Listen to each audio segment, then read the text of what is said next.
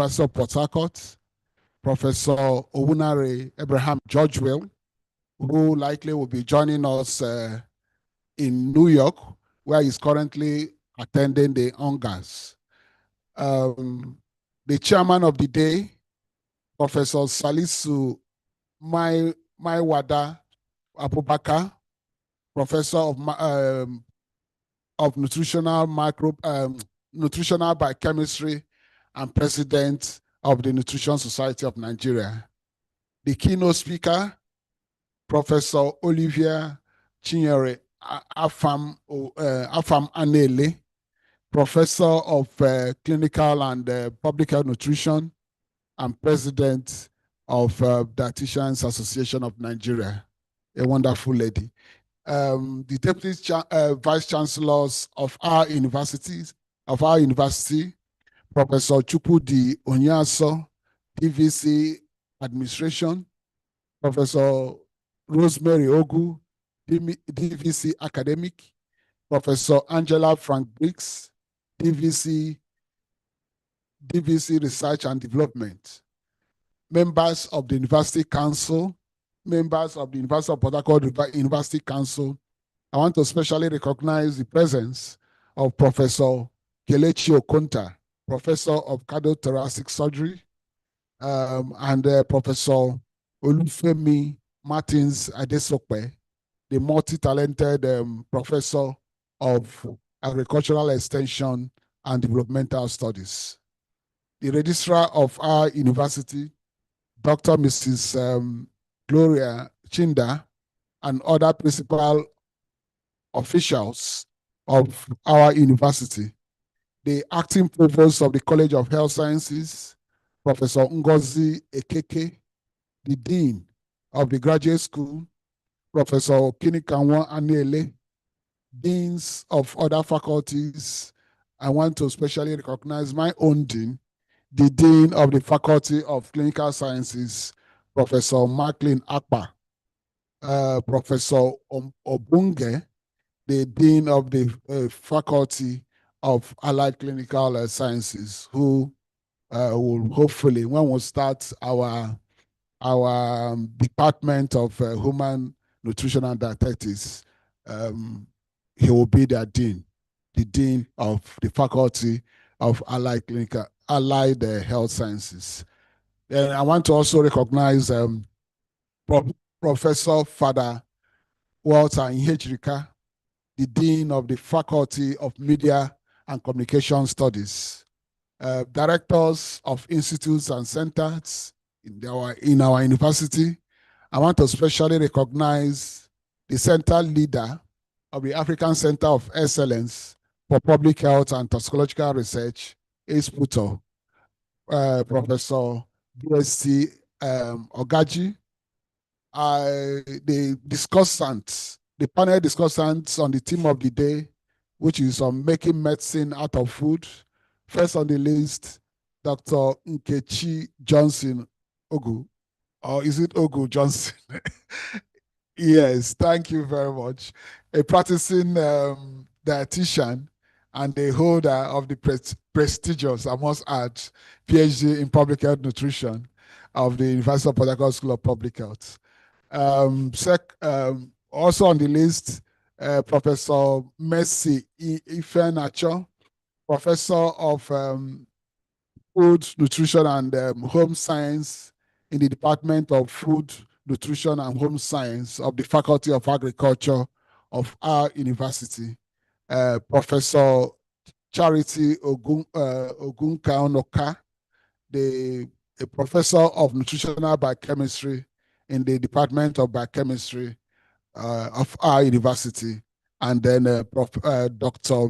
Hamilton Oforum, a doctorate degree holder in medical biochemistry and the Rivers State chairman of the Diabetes Association of Nigeria. Distinguished guests, I want to specially recognize the president, executive, incidentally the president of the Dietitian Association is our keynote speaker. So let me also formally welcome the other members of the ESCO and the members of the Dietitians Association of Nigeria. President, executive, and members of the Nutrition Society of Nigeria. Interestingly, the president of that society is also our the chairman of today's deliberations. Then let me also have to formally welcome the chairman, executive, and members of the Diabetes Association of Nigeria. Again, incidentally, Dr. Oporom, who is the state chairman, is also a panel discussant. Professors, lecturers, and supervisors of the School of Public Health, of the University of Port Harcourt School of Public Health. I want to especially recognize Professor Charles Tobin West, the Deputy Director of the School of Public Health and former Chief Medical Director of our teaching hospital. That is the University of Port Harcourt Teaching Hospital. The coordinators, lecturers, and supervisors in the Public Health Nutrition Division of our school, let me once again recognize the panelists. They are all, I think they are all lecturers in the Public Health Nutrition program. Professor Ogunka Onoka, Professor Messi Ifeanacho, Dr. Kechi Johnson, and I have to also recognize others, the excellent Professor Essien, the former Dean of the Faculty of Dr. Carol Joseph, and many others. Let me also recognize the past and present lecturers in my parent department. That's the Department of Preventive and Social Medicine in the University of Port Harcourt Medical School.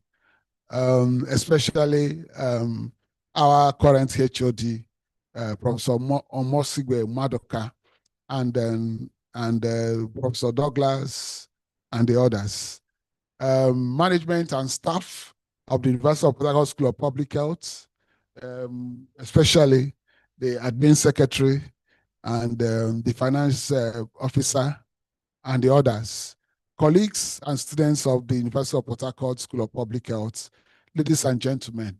So this is actually the protocol. I've established the protocol for today's deliberations. So having done that, let me quickly read my welcome address. So the welcome address presented by Professor Best Odinoha on the day dedicated to public health nutrition at the first conference of the scientific conference of the University of Port Harcourt School of Public Health, holding virtually on Friday, 26 September 2025. It gives me great pleasure to welcome you all. It gives me great pleasure to welcome you all to day 10 of the first annual scientific conference of the University of Port Harcourt School of Public Health. This day is dedicated to public health nutrition. A little bit about the School of Public Health and, of course, our program in public health nutrition. The School of Public Health was established in January 2019 by the Senate of our university as a semi-autonomous academic center to provide postgraduate education in public health and the allied health sciences. The semi-autonomy of the school gives it the power to set and collect fees and then use the collected fees to run its academic programs, but subject to the rules and regulations of the university. This gives the school the wherewithal to recruit and pay ad hoc lecturers from within and outside the university and from the industry to lecture in its academic program. The school is thus able to recruit the rich talents in NGOs, private and public organizations in Nigeria, ensuring that it has world-class faculty with diverse background, experience, and training. The school started with 4 academic programs, but currently runs 3 PGD programs, 10 master's degree programs, including a master in public health nutrition, a doctor of public health program, which is a DRPH is a professional doctorate.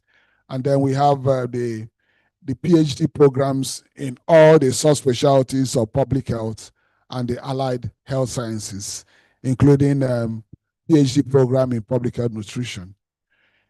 The academic programs in the School of Public Health are deliberately designed to be both academic and professional, to sharpen the research skills of the students and prepare them for a career in the academics, while emphasizing the practical skills that are needed for professional work.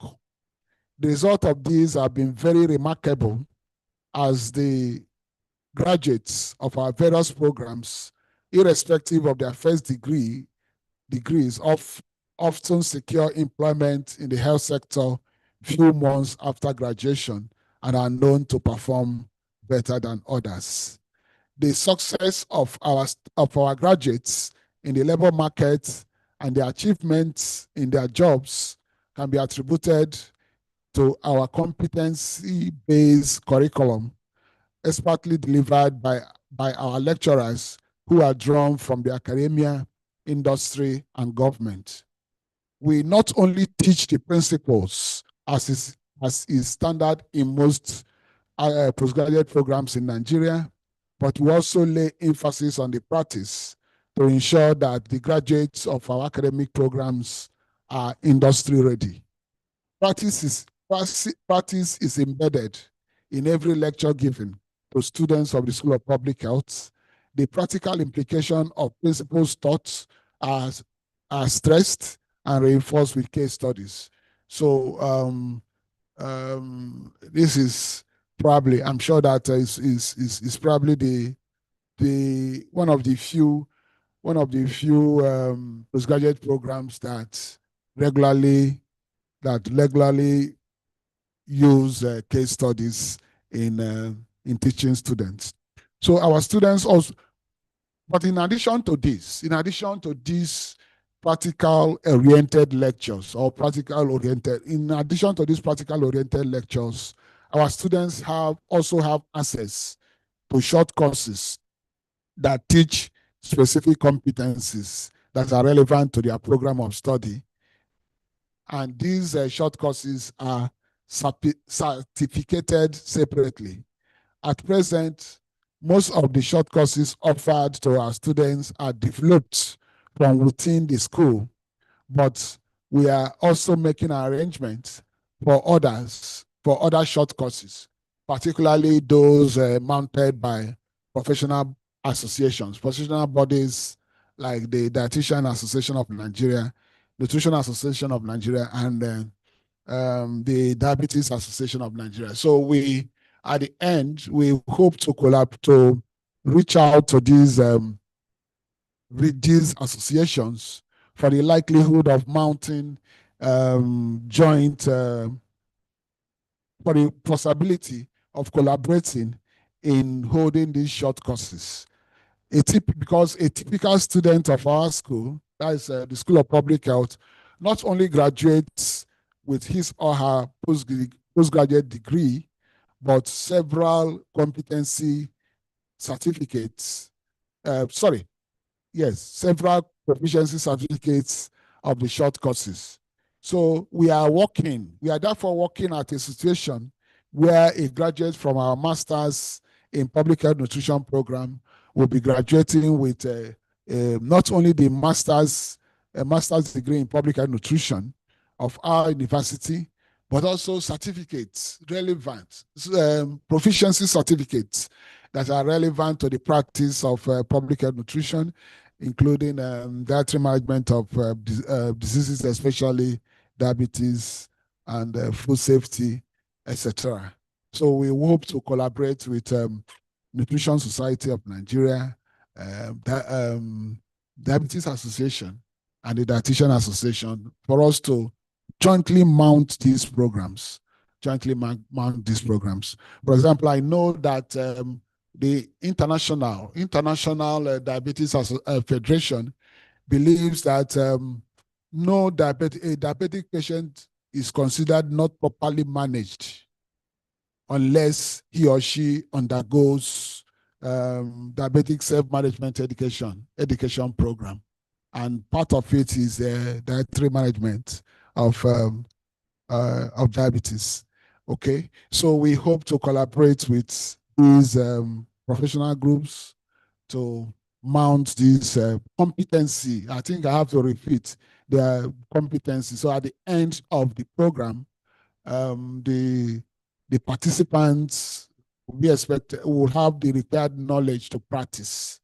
We will require the required knowledge to practice, and they will be tested. They will be tested.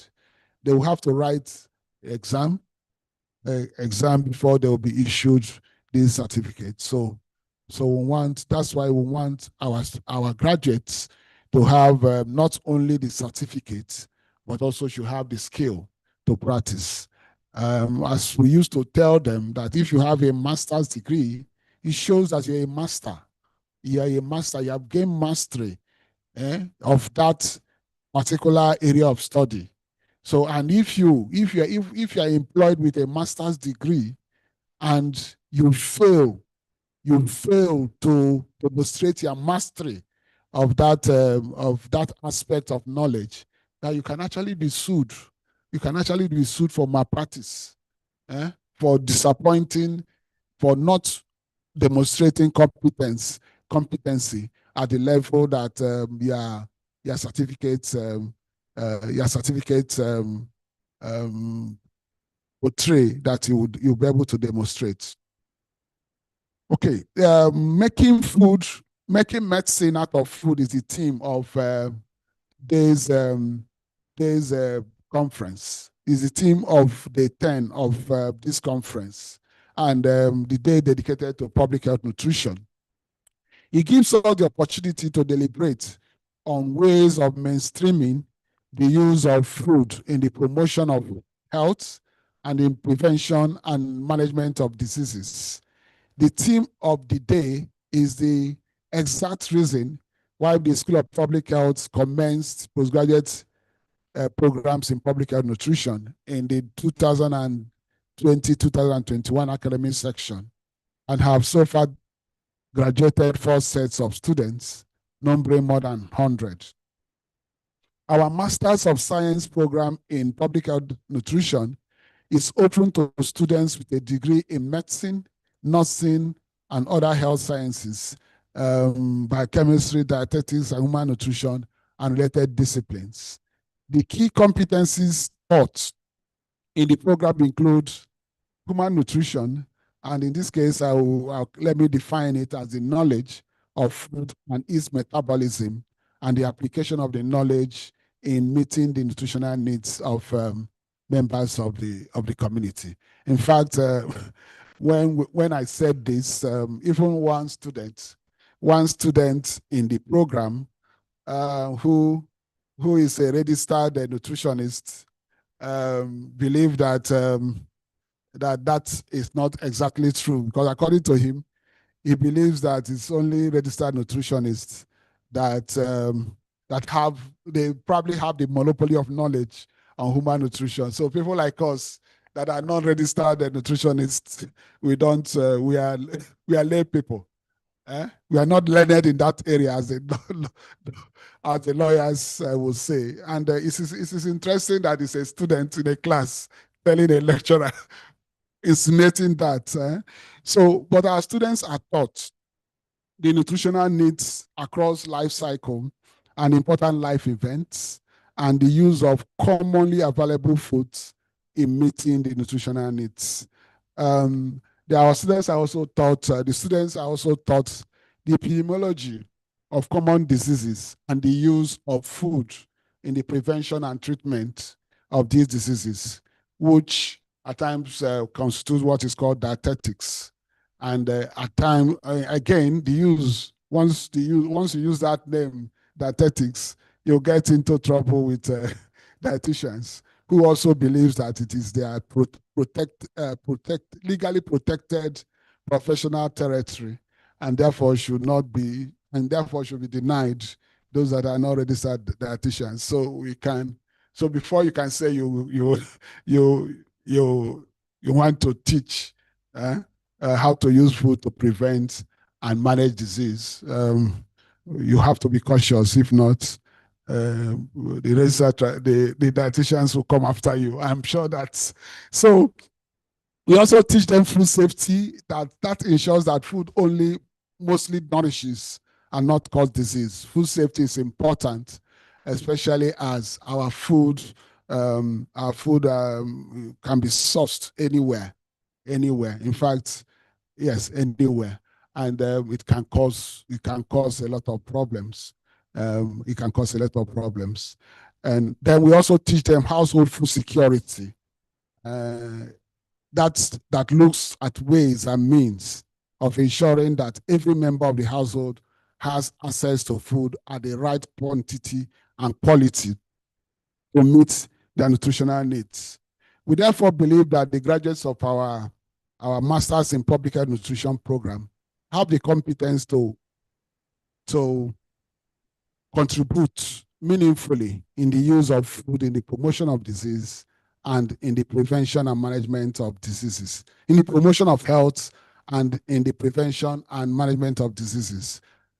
However, the objective of mainstreaming the use of food in the promotion of health and in prevention and management of diseases cannot be fully realized without the full professionalization of the practice, of the profession. And that is, yes, the full professionalization of the Dietitian Association of Nigeria and the Nutrition Society of Nigeria. Professions have unique method of practice, standardized training, expected standard of practice, and the code of conduct, and often have a professional registration body recognized by law to set standards, to set the standard of training and practice, and to license practitioners. I know that,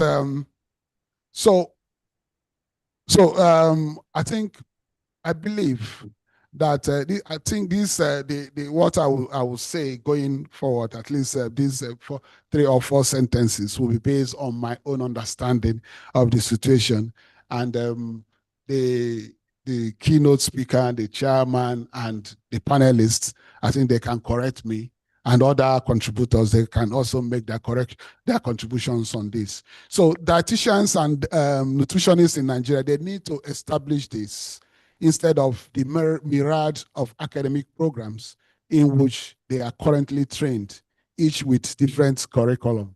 I had cause to look at the website of the Nutrition Society of Nigeria. I think the members, broad, and probably that is why it's called a society, broad membership, even in the social sciences. In fact, people like us that are in hardcore public health, we can become members. But the Dietitian Association, the president is here.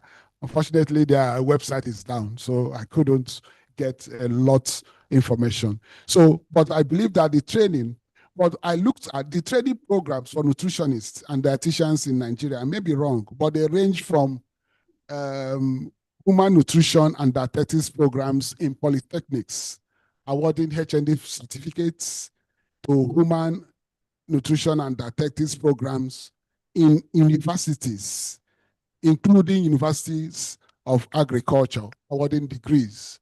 I think it is instructive that the NUC recently released a CC Max, and that CC Max created a department. I think, I don't know if it's it's not even a new creation. Department of Human Nutrition and Dietetics, and under the Faculty of Allied health sciences. And that is the way, that is probably the best thing to do. It must be under the College of Health Sciences, so that the training, it will make it better. The training will be better. So they are trained in, so the current, this is my own research, I may be wrong. So the nutrition and dietetics are trained not only in universities, but in polytechnics. And they are also expected to undergo clinical training, clinical internship before they are registered. And so internship before you are registered. But the thing there is this: internship, you have to work under practitioners. But the thing there is that, what is the level of involvement of dietitians in the management of diseases in hospitals? In hospitals. And of course, in tertiary hospitals where these trainings are made, they mostly handle very different set of patients.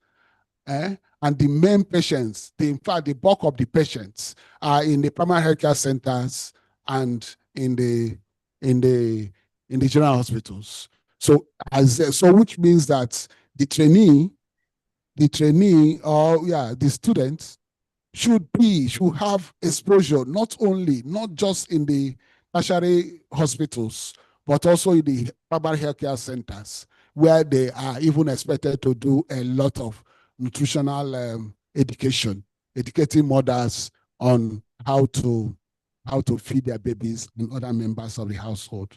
Okay, so I am also not the registration as a nutritionist, dietitian, or a dietitian nutritionist are not commonly known, or not widely known. I'm sure that they are known to most people in this attending here. But for people like us, probably this conference or today provides the opportunity for us to be told, so that we can begin to prepare our students to get registered with these learned associations. So okay, so as efforts are made to fully professionalize the practice and possibly get a regulatory body to oversee the licensing of practitioners and the standardization of training and practice, I just believe that this training must be standardized and improved. They must be standardized and improved. Most professions, they have a standardized training institutions, and they have yes, like medical doctors. Medical doctors, you have the medical school with the NDCN and NUC regulating. I just believe that it should be standardized and the training improved, because it is difficult to provide the minimum acceptable standard of practice as a dietitian nutritionist without a graduate level knowledge of, say, human physiology and biochemistry. You have to understand the human body for you to know how to use food to improve health. You need to understand it. And we are talking about graduate level knowledge, not any graduate level knowledge. So when we talk about like malnutrition in children, it has to be, the understanding has to be there. Why weight for age, weight for height, and height for age are used in children and not in BMI. It has to be. It is only with a knowledge of good knowledge, graduate level knowledge of human physiology and biochemistry that is possible. And another thing is the knowledge of common foods, especially those that can be, knowledge of common diseases, especially those that can be prevented or treated by disease. You cannot treat a disease you don't know anything about. You cannot. In fact, my highest disappointment was someone very close to getting a very big degree, doing a systematic review and reporting that cassava and all these things are harmful. She was doing a systematic review on the dietary management of diabetes and reported that cassava and most of our staple foods are harmful, probably because they have moderate glycemic index. That shows complete lack of knowledge of diabetes. That is complete knowledge of diabetes. And to tell you the truth, if it was in a medical exam, that she will be given a veto score and she will fail immediately. No, it's not like that. So it is that knowledge. You cannot treat a disease you don't know more about. So that is it. So the knowledge of these common diseases must be taught and taught by the appropriate specialists. And then the knowledge of the food, including their nutritional content and how processing, storage, and cooking methods affect them. I think this is where Professor Afamanele, I think she has a research lab, and I suspect that there are research labs in a lot of these our training institutions. Okay, so it is good for us to carry out research for people, for that knowledge to be passed on. If you eat a raw food, the glycemic index is likely to be low, but once you cook it, it increases, as in the case of carrot. And these things must be taught so that when people are using, if you are using food to treat illness, you should be able to know enough. Almost like how the pharmacists know as much in drugs. You are using food instead of drugs to treat illness. So you must know a lot about food and how things affect them, and not begin to have layman's knowledge of things. Oh, this one is bad and that one is good. No. And I must stress that a dietitian nutritionist is a specialist. He's not practicing as an ordinary person. Especially somebody that knows what the person consulting him doesn't know. So if you want to practice at that high level, you must know what the patient doesn't know, and even what the doctor consulting, referring the patient doesn't know. Because if you don't know, the doctor will not, especially in our country where payments are made on a cash and carry basis. People want to benefit maximally. So it's only when you know what they don't know that they will consult you. So if what you know is beans and unripe plantain, then you will not be consulted. So the other one is the method of diagnosis and treatment. I was discussing with Nkechi, and she told me that indeed there are ways, established ways. But I'm looking at a situation where the dietitian will have his or her consulting room. So if you have, because you're a specialist, the dietitian nutritionist is a specialist, so he or she will have a consulting room. And if a patient walks in, are there the profession, before you get registered and get a regulatory body, you must have a professional way of doing things, and they have to be taught the students. Like doctors, all through their clinical years, they are taught clinical methods, how to make diagnosis and treat a patient. I'm sure that should be emphasized. That should be emphasized in the training. yes, that should be emphasized in the training, not only in the university, but in the hospitals. In the hospitals. So I'm sure that the experts lined up for today's event will look at this. I'm sure that I have said all this to provoke reactions. And I know that we will get them from these experts, starting with the chairman, the keynote speaker, the panel discussants. They are all chosen for their unique qualifications. And I'm sure that they are going to respond to some of these things I've said. The chairman of the day, the excellent, distinguished Professor Salisu Abubakar, we all know him, the professor of nutritional biochemistry and president of the Nutrition Society, the keynote speaker, Professor Olivier Chinyere Afamu Anele, president of the Dietitian Association of Nigeria, and then the panelists, Nkechi Johnson Ogu. I want to put that. Because I had to. I went into the net. Yes, and AI actually recognize you, which means you are doing well. You are doing well. So she holds a first degree in human nutrition and dietetics from the University of Nigeria and Soka.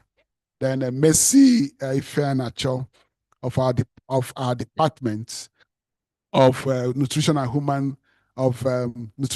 home science, Professor Charity Ogunkonoka of our Department of Biochemistry, Dr. Hamilton of our Department of Medical Biochemistry, and is also the chairman of the River State of the River State chapter of the Diabetes Association of Nigeria.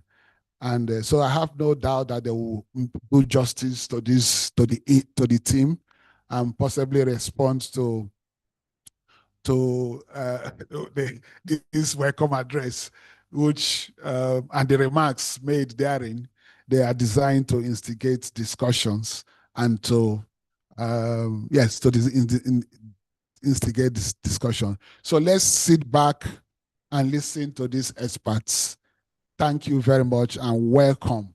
Thank you very much and welcome. So that was a long speech from me.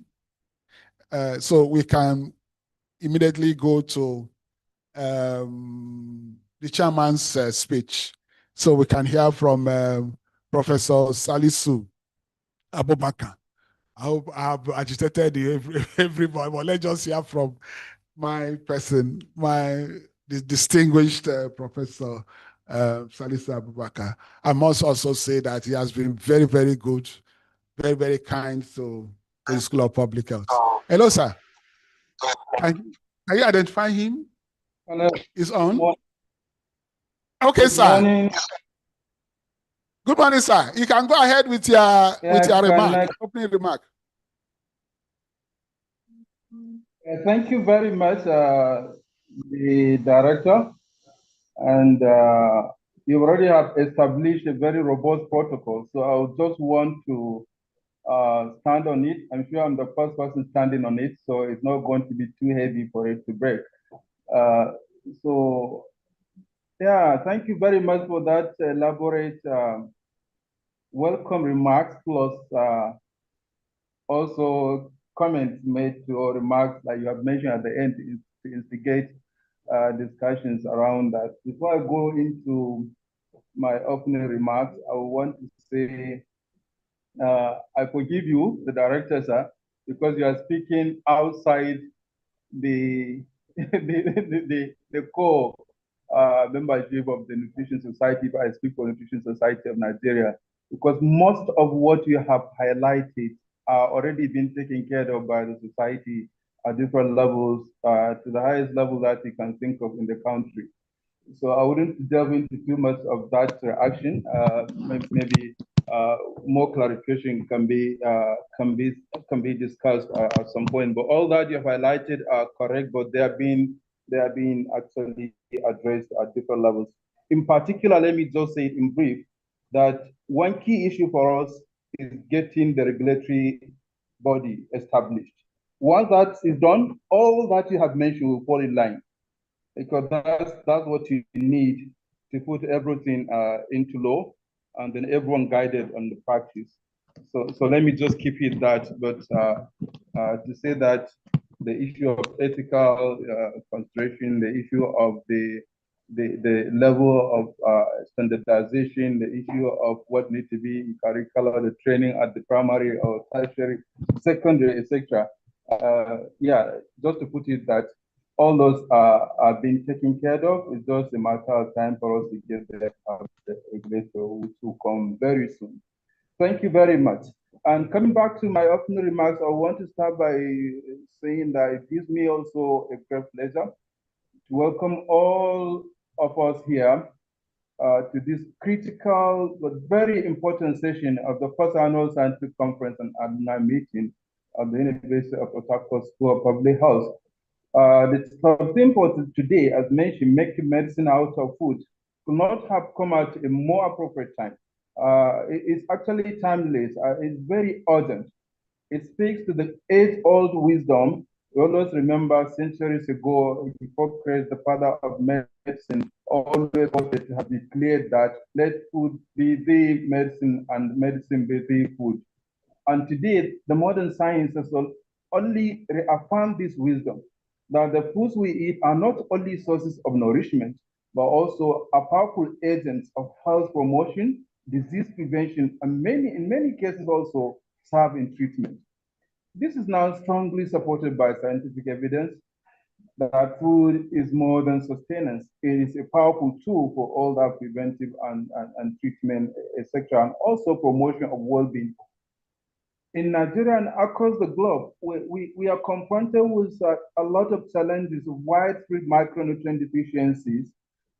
In Nigeria, we have the most recent food consumption and micronutrient survey conducted in 2021 and launched in 2024, indicative of a lot of issues, micronutrient deficiency. Some of the micronutrient intake are even at zero level when you look at pregnant mothers, for example.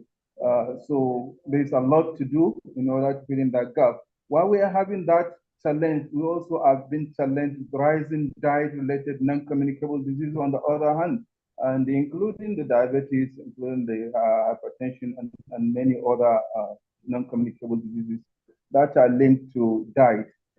Both of these problems have one root solution. That's the food we are talking about. And when we have appropriately produce, fortify, process, and consume, the food becomes the first line of defense for us against illnesses, a natural prescription for wellness, and also a sustainable pathway to human development. So making medicine out of food, therefore, challenges us as scientists, as clinicians, as dietitians, as nutritionists, as policymakers and practitioners to bridge that gap between the knowledge and the practice. It means that promoting diets rich in locally available and nutrient-dense foods, ensuring compliance with large-scale food fortification, for example, that will be addressing most of these micronutrient deficiencies, advancing our research into functional foods and also nutraceuticals, and integrating food-based approaches into public health and clinical systems. Ultimately, food is not just a fuel, like mentioned. It is information for our bodies, a determinant of our well-being, and when used wisely, a potent medicine. So the call before us is to harness this power deliberately so that every meal becomes not only an act of sustenance, but also an act of prevention, healing, and life extension, which also speaks directly to individuals' personal growth and development, as well as family, community, and national growth and development. The School of Public Health, the University of Port Harcourt, deserves commendation. Let's start from even the management of the university for seeing this as the wisdom of having this school and being semi-autonomous. It's very, very, very, very important to note that we are always counting on that school. I know I have referred so many candidates to go to school of public health for their postgraduate training when they started public health nutrition. I have public health nutrition at master's level and policy offered in the university where I based, Bio University, Kano. But I always also challenge people to also explore other places where this training is being offered. And the flexibility of the program, also the richness of the program also make me to align myself, as Professor Best mentioned, to also join them in contributing, no matter how little, to the training and development of the students that are being produced from there. I'm sure that convening this historic conference at the first one and for dedicating a specific day to public health nutrition has given us a lot of joy, because today we are now having a school of public health that has taken public health nutrition to that height.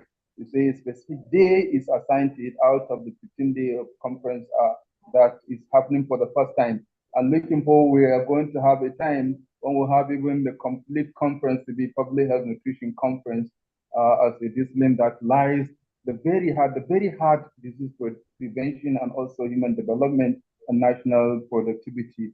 And on this note, I'm particularly honored to chair this session, which will feature our distinguished keynote speaker, who is also one of our professors that are nutritionists, and also leading, not only being a member, but leading the Dietetic Association of Nigeria, DAN.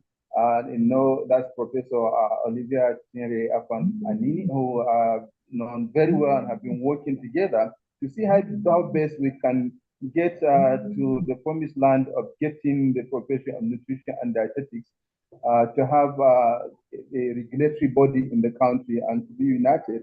So all those points raised by our director, Professor Best, will be matter of history, and that is going to be certainly in the near future with people like Anini. So we look forward to thought-provoking keynote lecture that will set the tone for the day's discussion and enrich our collective understanding of the intersection between food and medicine. I encourage us all that are here to listen keenly and engage actively and reflect deeply on the insight that will be shared today by our erudite scholars. They will have significant implications for research, for policy, for practice, and also our everyday life. It's also very important to say that this keynote speech will be followed in the afternoon by high-level panel discussion of distinguished panelists, which are probably selected based on those merits and also ability to deliver on this topic. Hoping that at the end of it, we'll get out of the panel discussion with a lot of recommendations that will guide us in the country moving forward in terms of what we need to do to get it right in preventing the different diseases that are diet-related with the knowledge of public health and practice. With these few words, it is my honor and privilege actually to share this and to declare the day open, and looking forward to a fruitful discussion as we move on to the day with the keynote lecture and the panel discussion. Thank you very much, and over. Thank you very much, sir. Thank you very much, Chairman, for that wonderful remark. Let's take the remark of the state chairman of the Diabetes Association of Nigeria, Dr. Hamilton Oporom. Dr. Oporom, sir. Yes, good morning. Okay. Can you give your goodwill message? Okay. Hearty greetings to every participant, and thank you. Can you see me?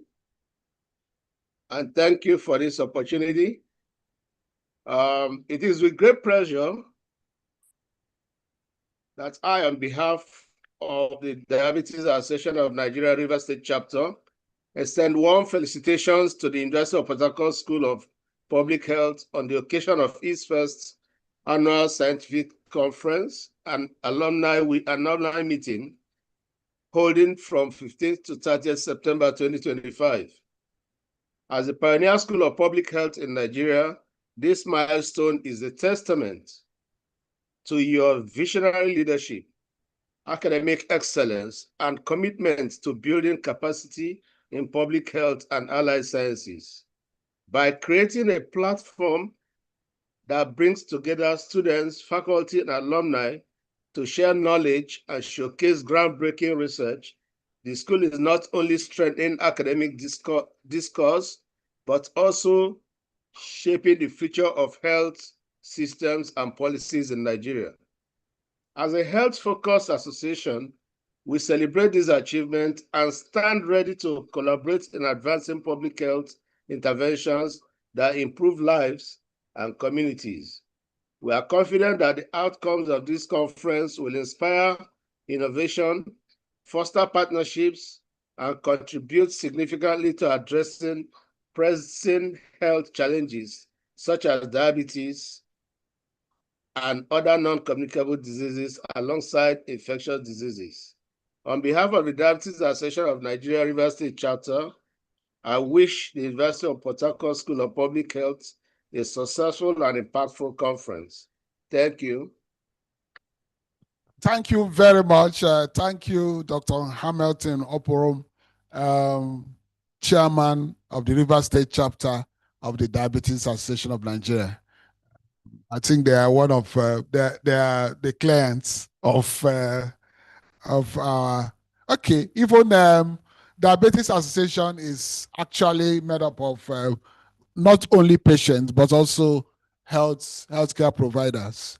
Thank you very much, Dr. Oporom. So the next we'll take the citation of the keynote speaker, Professor Olivia Chinyere Afam Anele. And after that, she'll give the keynote address.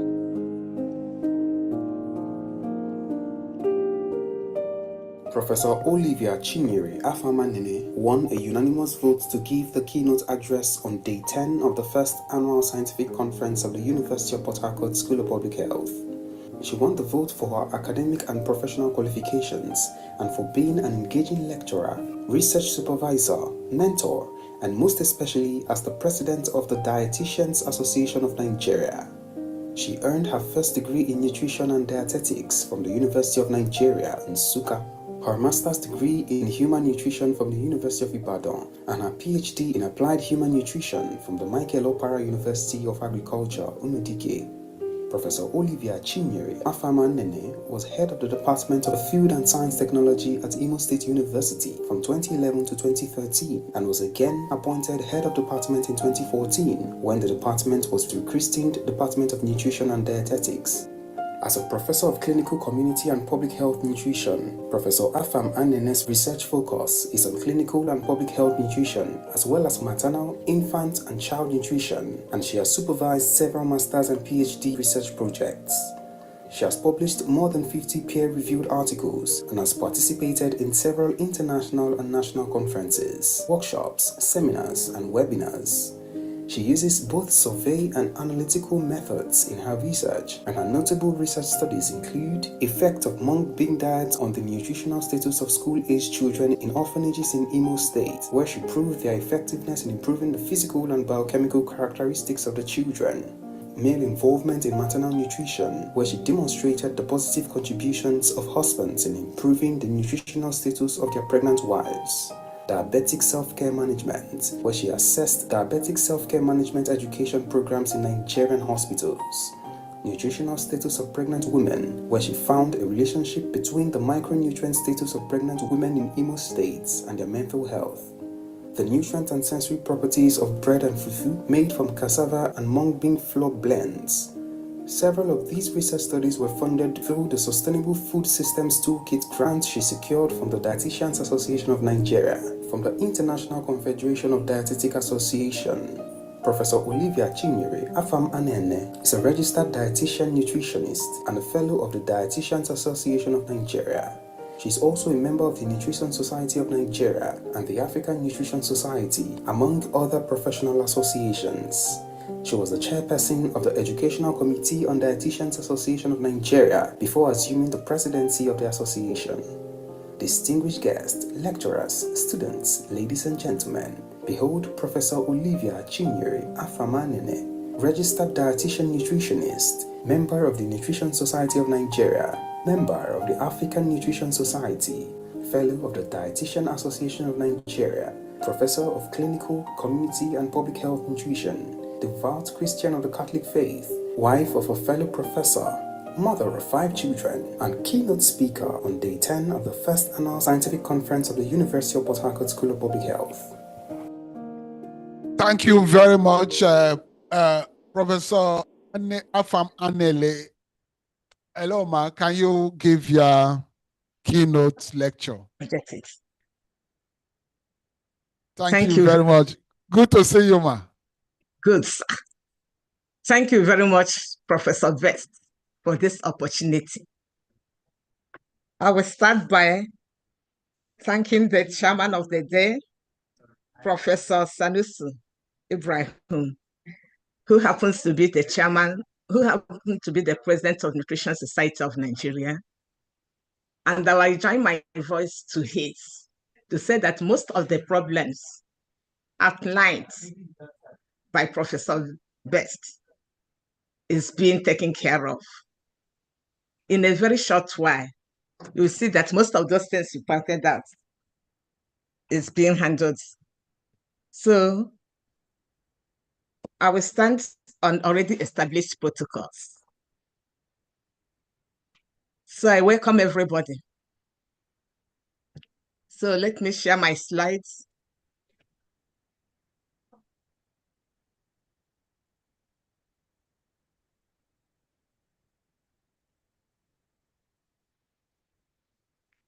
Where is it?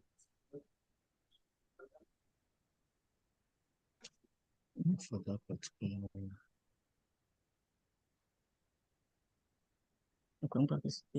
What is this? Sorry, please let me share my slides and then I will start.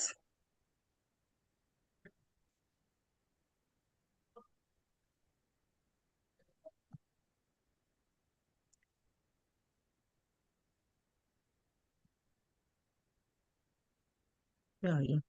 Listen, is that PowerPoint? Yes, ma'am. Okay. Remember, we have that 2 PowerPoints. That's what it is, the one we're using.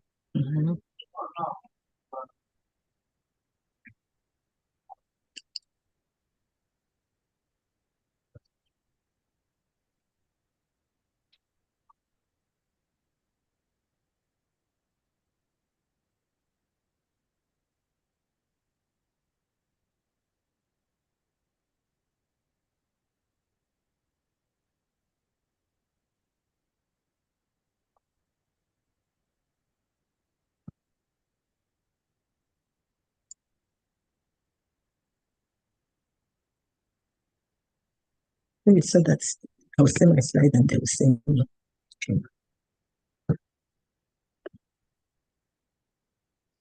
So, thank you, Professor West, for the opportunity given me to deliver this lecture today. I also want to use the opportunity to welcome everybody. Permit me, Mr. Chairman, to stand on the already existing protocols. I hope everybody is seeing the slides. Is everybody seeing the slides? No, we can't. We are not seeing it. If you can, I think there's no evidence. Can you check the list of participants if it's if they are sharing anything? Okay, let me see. There is a green button. Yes. For share. When you click it, I've clicked it. Yes, the option, slide. Yes, it's coming up. It's coming up. Yes, it's coming up. Sure. It's coming up. Yes.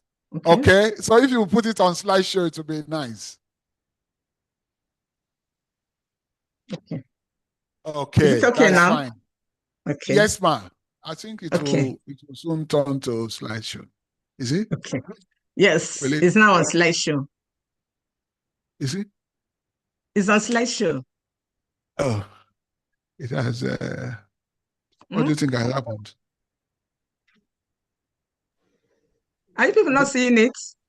Yeah, we can see it, but not on slideshow. But we are afraid that if you start, it may not move with the slide. Will it be? Where? Can you stop sharing, then share again? Stop sharing, Okay. share again.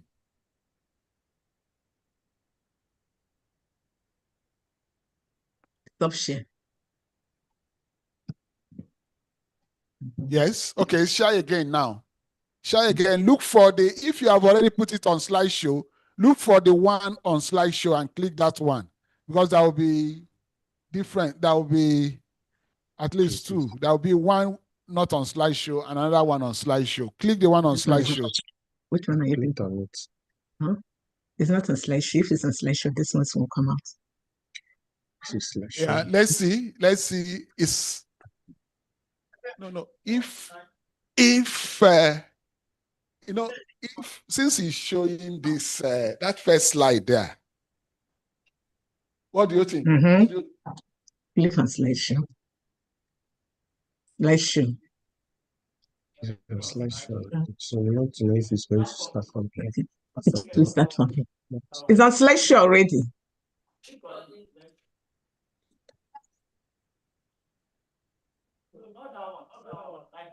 Not that one.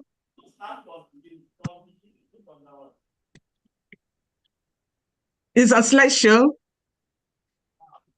Wow. Are you seeing it? Are you seeing it? Yes, Prof, we can see it. But what Prof Best is saying, the slideshow now. What is your slides on the bar? Go at the bottom. You will see those three icons. Or even on the top, you can say start from. It's on the top. Okay. I click the slideshow. Slideshow in your system. I click the slideshow in my system. I mean, I click sharing. Yeah. Okay. No, what I'm saying, Yeah. Okay. How do we put it now? You see, if no, the thing is this, it seems it's already showing, is already on slideshow in her system. But I think what happened is the share, and when you click, if you click stop sharing, then click share. Okay. And then if you click share, there will be options. There will be options. Try and choose, pick out the one on slideshow. Or the alternative is to remove it on slideshow and then share first before putting on slideshow. Okay. Okay, let me remove it on slideshow. Yes, remove it on slideshow. Then share first. If you share before you put it on slideshow.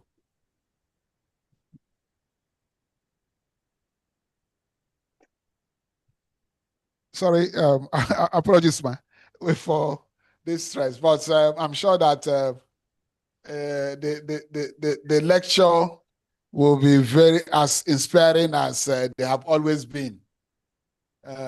Yes.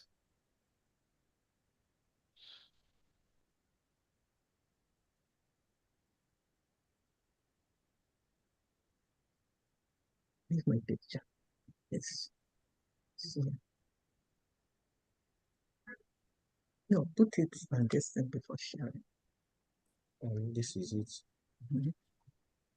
Wow. Just hold on. No problem, ma. No problem, ma. No problem, ma. No problem, ma. Okay, I've removed it from slideshow. I will now share. Share, yes.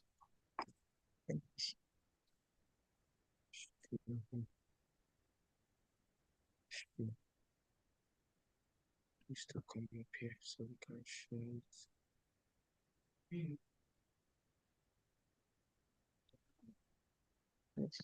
This is the old one. It's come up now. Let's share. Looking for article This slide. is Okay. This.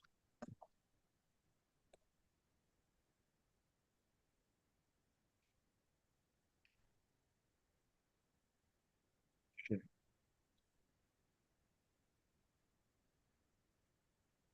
Can you see it now? Yeah, but Is it better now? the problem, the problem is this. I don't know. We have Eh? I've removed it from slideshow. I shared. Now I want to put it in slideshow.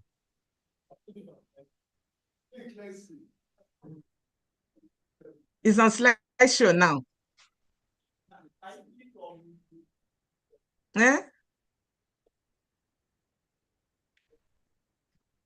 okay. It's on slideshow now. Let her And continue. I'm Let's sharing see the how it screen. I goes. don't know if you people are seeing it. Let her continue. Let's see how it goes. Eh?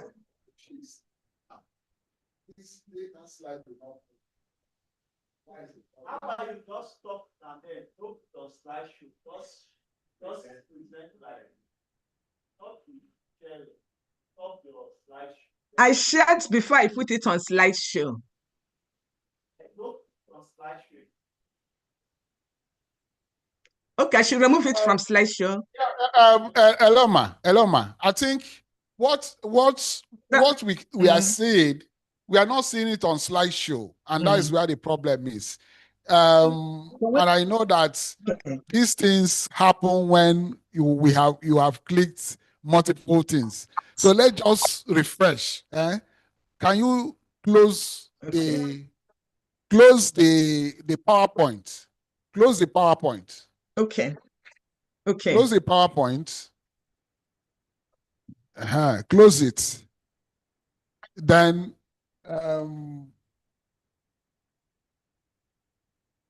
open it. Try and see if you can open it again.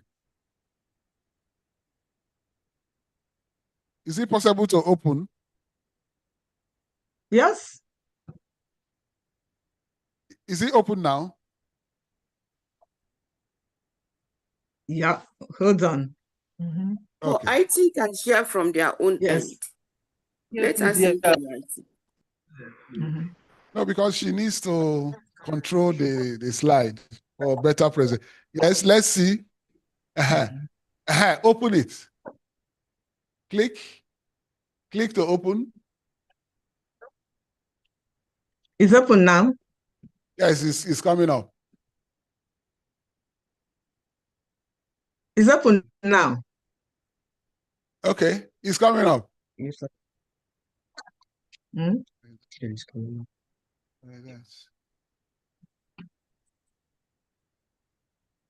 Wow. That's what.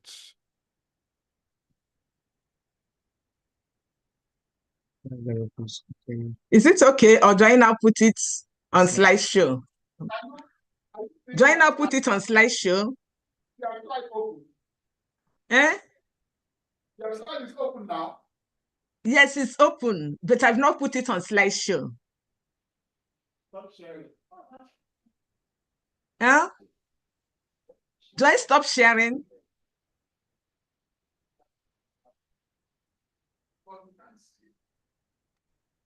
She has clicked, but see now, it's still.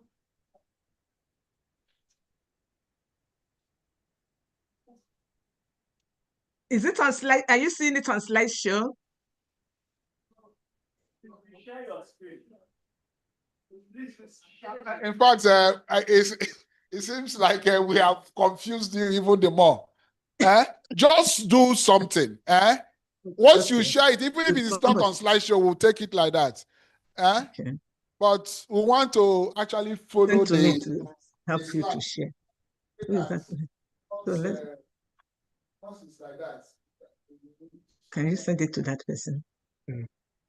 Yes, sir. Who is that person that said we should send to him? I'll send it to the group so the person will see today.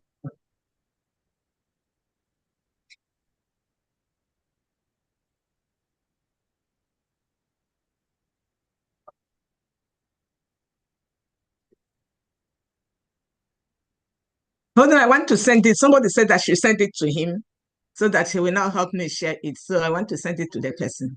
Okay, so you can start the initial. Okay, it's all right. So we can give you time now. Yes, just a few minutes. Yes, thank you very much. So I've sent it to the person. Okay, so you can just be talking generally while the person yes. I've sent it to the person because he said that it's a big privilege to be with the national president of the Dietitians Association. I think you will have a lot of respect, a lot of respect with the magic, almost like a magic touch. That since food is being promoted as medicine, people are increasingly making medicine out of food. Mm-hmm. Yes, and a lot of people are actually. Have you seen it? I've sent the presentation. Okay, so while we wait for the person to share, you can start the preambles. Why the person okay, the person is sharing now. Oh, is it the person? Is still Madam O?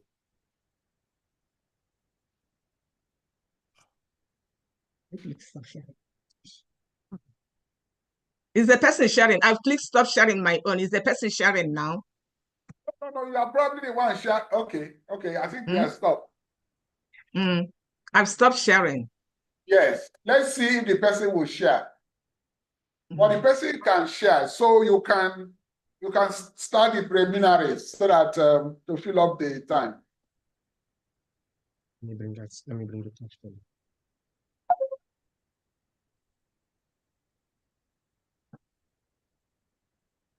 Put the translation. Okay.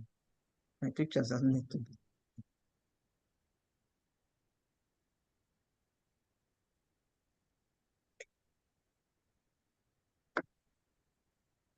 Has the person started sharing?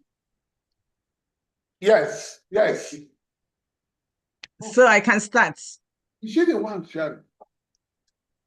No, I've stopped sharing. Okay, I'm sharing. Let me stop. Stop sharing.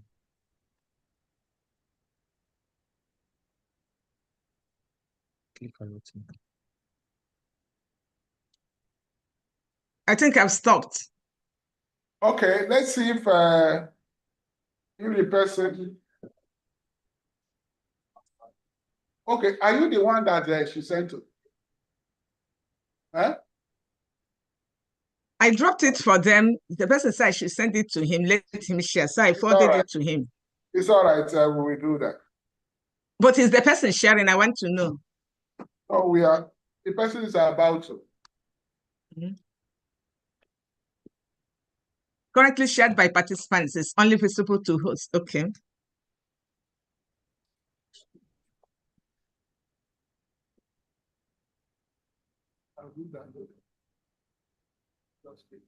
Okay, madam, it's almost there.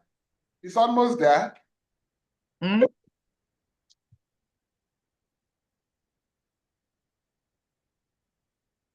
This is the person sharing.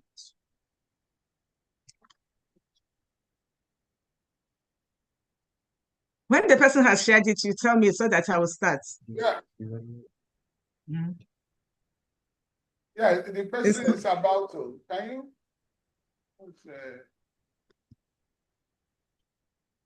Okay, ma. Okay, ma. The person has shared. This is it. The person has shared it. Okay. So I can start. Okay. Yes, you can. So, please, I have to apologize for that little break in transmission. The topic for today is making medicine out of food. So I will start.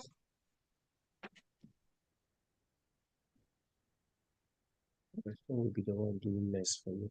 Okay, let the person should move to the next slide. Can the person move to the next slide?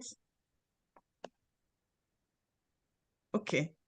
So the outline for the presentation is introduction. I hope you're all hearing me. Do I continue? Yes, we can. We can hear you, ma. Okay, but are you people seeing the slides? Yes, ma. Okay. Yes, we are seeing this. Okay, thank you, everybody, and thank you for your understanding.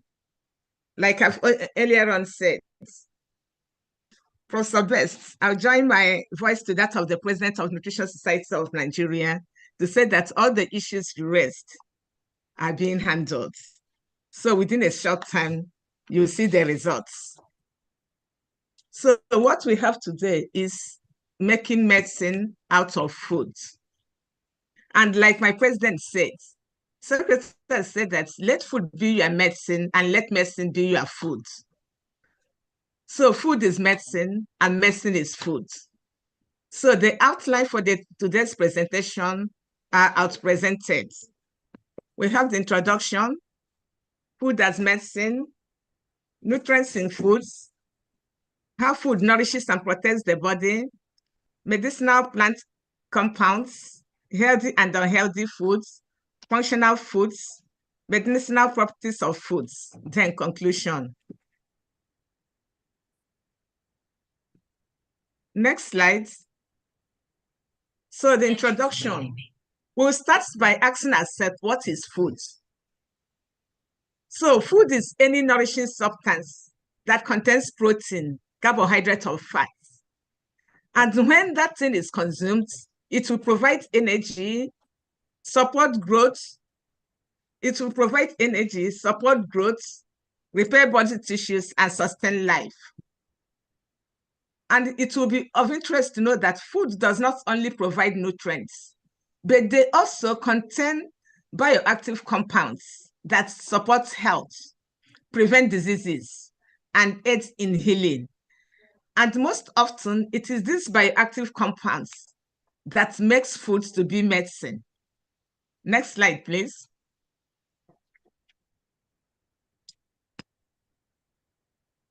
Next slide. So what next?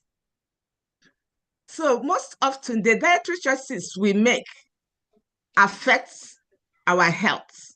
And when it affects the health, it influences the disease risk and it provides medicinal benefits. And the nutrient-dense diet of whole foods has been shown to prevent many chronic conditions. And it has also been shown to help treat some conditions such as type 2 diabetes. You'll find out that this nutrient density, the nutrient-dense diet prevents disease conditions. It also helps to treat some disease conditions like type 2 diabetes. Research has also shown that dietary habits influence the risk of certain diseases. So your dietary habit today, if you eat healthy, the risk of you getting diseases will be prevented. But when you eat unhealthy diets, you are exposing yourself to getting diseases. So what we eat has profound effects on our overall health and well-being. While some foods may lead to chronic health conditions, others can offer therapeutic and protective qualities. Next slide.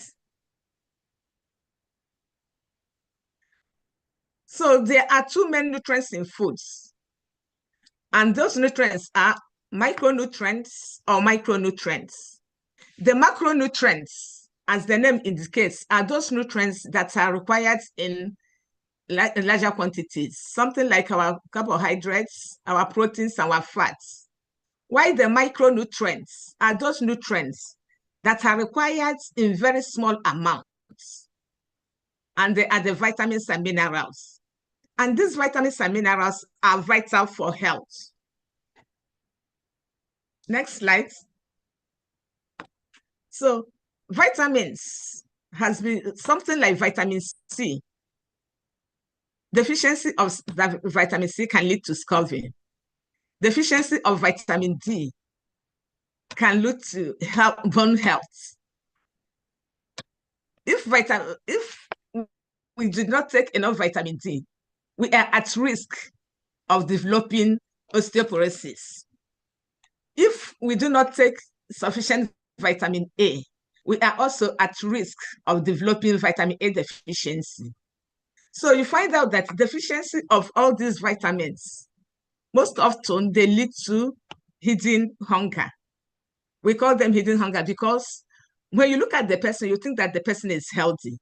But if you look at the serum retinol levels for those vitamins and minerals, you will now see that the person is deficient in those vitamins and minerals without really knowing that he or she is at risk of the deficiency disorders. Next slide. Next slide. Next slide, please. Okay. So how does food nourish and protect the body? Many nutrients in foods promote health and protect the body from diseases. So eating whole and nutritious foods is important because the unique substances they contain will work together to create an effect that cannot be replicated by supplements. Some people will say that when they let them eat anything after they're on supplements, but you find out that supplements does not solve those problems. There is need to eat a nutritious food because those substances contained in that nutritious foods cannot be equated to the supplements that you will take. And then what are the medicinal value of foods? The medicinal value of foods are the nutrients they contain, the bioactive compounds they contain, the anti-inflammatory properties they also have. For the nutrients, examples of the nutrients are our proteins, vitamins, minerals, and fiber.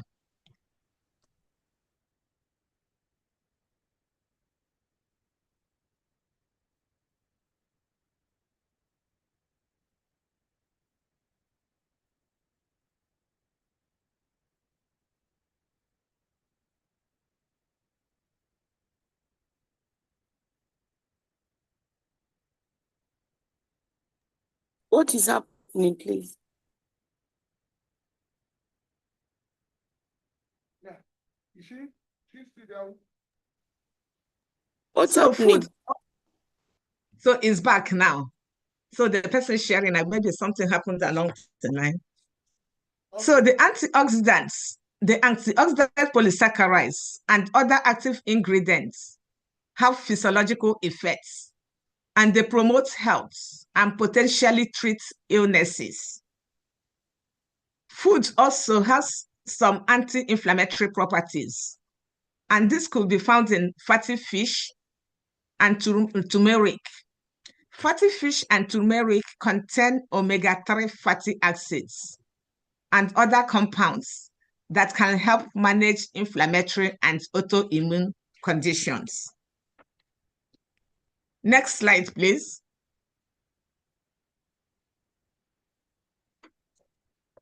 Then food is also necessary for our gut health. And those foods that are important for the gut health are the fermented foods, like our oil bean, the pap. Our fermented foods introduce beneficial bacteria that can treat issues like antibiotic-associated diarrhea. The foods we eat also have some detoxification properties. Things like garlic, onions, cruciferous vegetables, they contain compounds that support the liver's natural detoxification processes. So when we incorporate garlic, onions, and cruciferous vegetables in our diets, the compounds they contain support the liver's natural detoxification processes. Foods also help in weight management. When we eat nutrient-dense whole foods, it helps in weight management. and that will help in reducing the risk of obesity and related conditions associated with obesity. Next slide, please. So what are those beneficial plant components that foods contain? One is nutritious foods, includes our vegetables, fruits, beans, and grains. All these things help in boosting numerous beneficial compounds, such as, next slide, please. Next slide, please. Such as they contain antioxidants. Antioxidants help in scavenging the free radicals in the body. Then fiber, protein, and healthy fats. So we will now take all these things one by one. We'll first of all look at antioxidants. Next slide, please. What are antioxidants? Next slide, please. Next slide. Antioxidants protect cells from damage that may otherwise cause disease.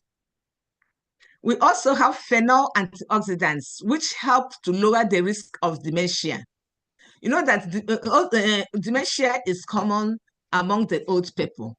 So when they take those foods that are high in antioxidants, phenol antioxidants, it's helped to lower the risk of dementia.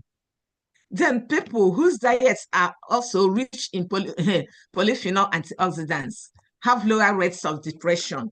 So we are all encouraged to consume these cruciferous vegetables because of these important roles they play. Then fiber. Fiber is an essential part of a healthy diet. When you're talking of a healthy diet, fiber has to be there. And fiber does not only promote proper digestion and elimination, it also feeds the beneficial bacteria in the gut. So fiber is important for our gut health. And what are the high fiber foods? Are the vegetables, beans, grains, and fruits. These high fiber foods help protect against disease. They also help to decrease inflammation, and they boost our immune systems.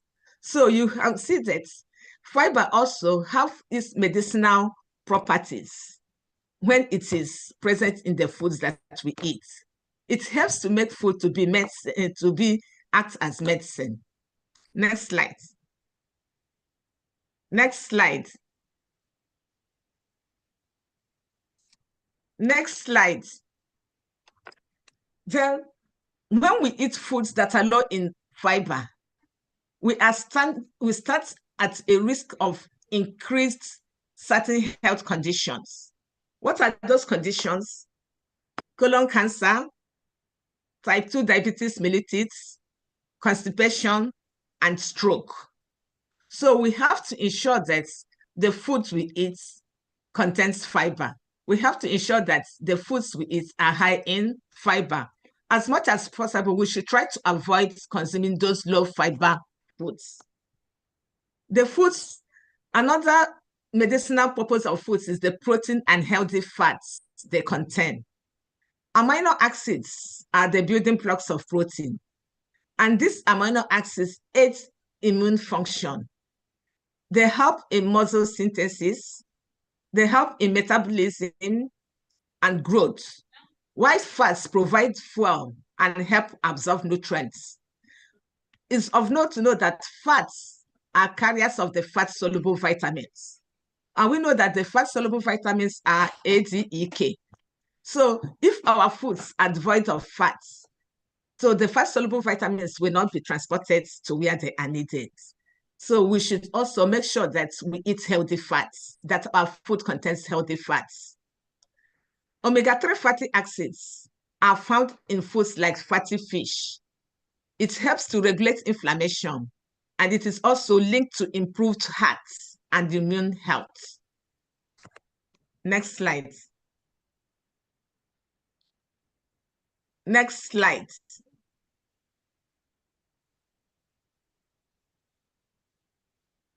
Next slide, please.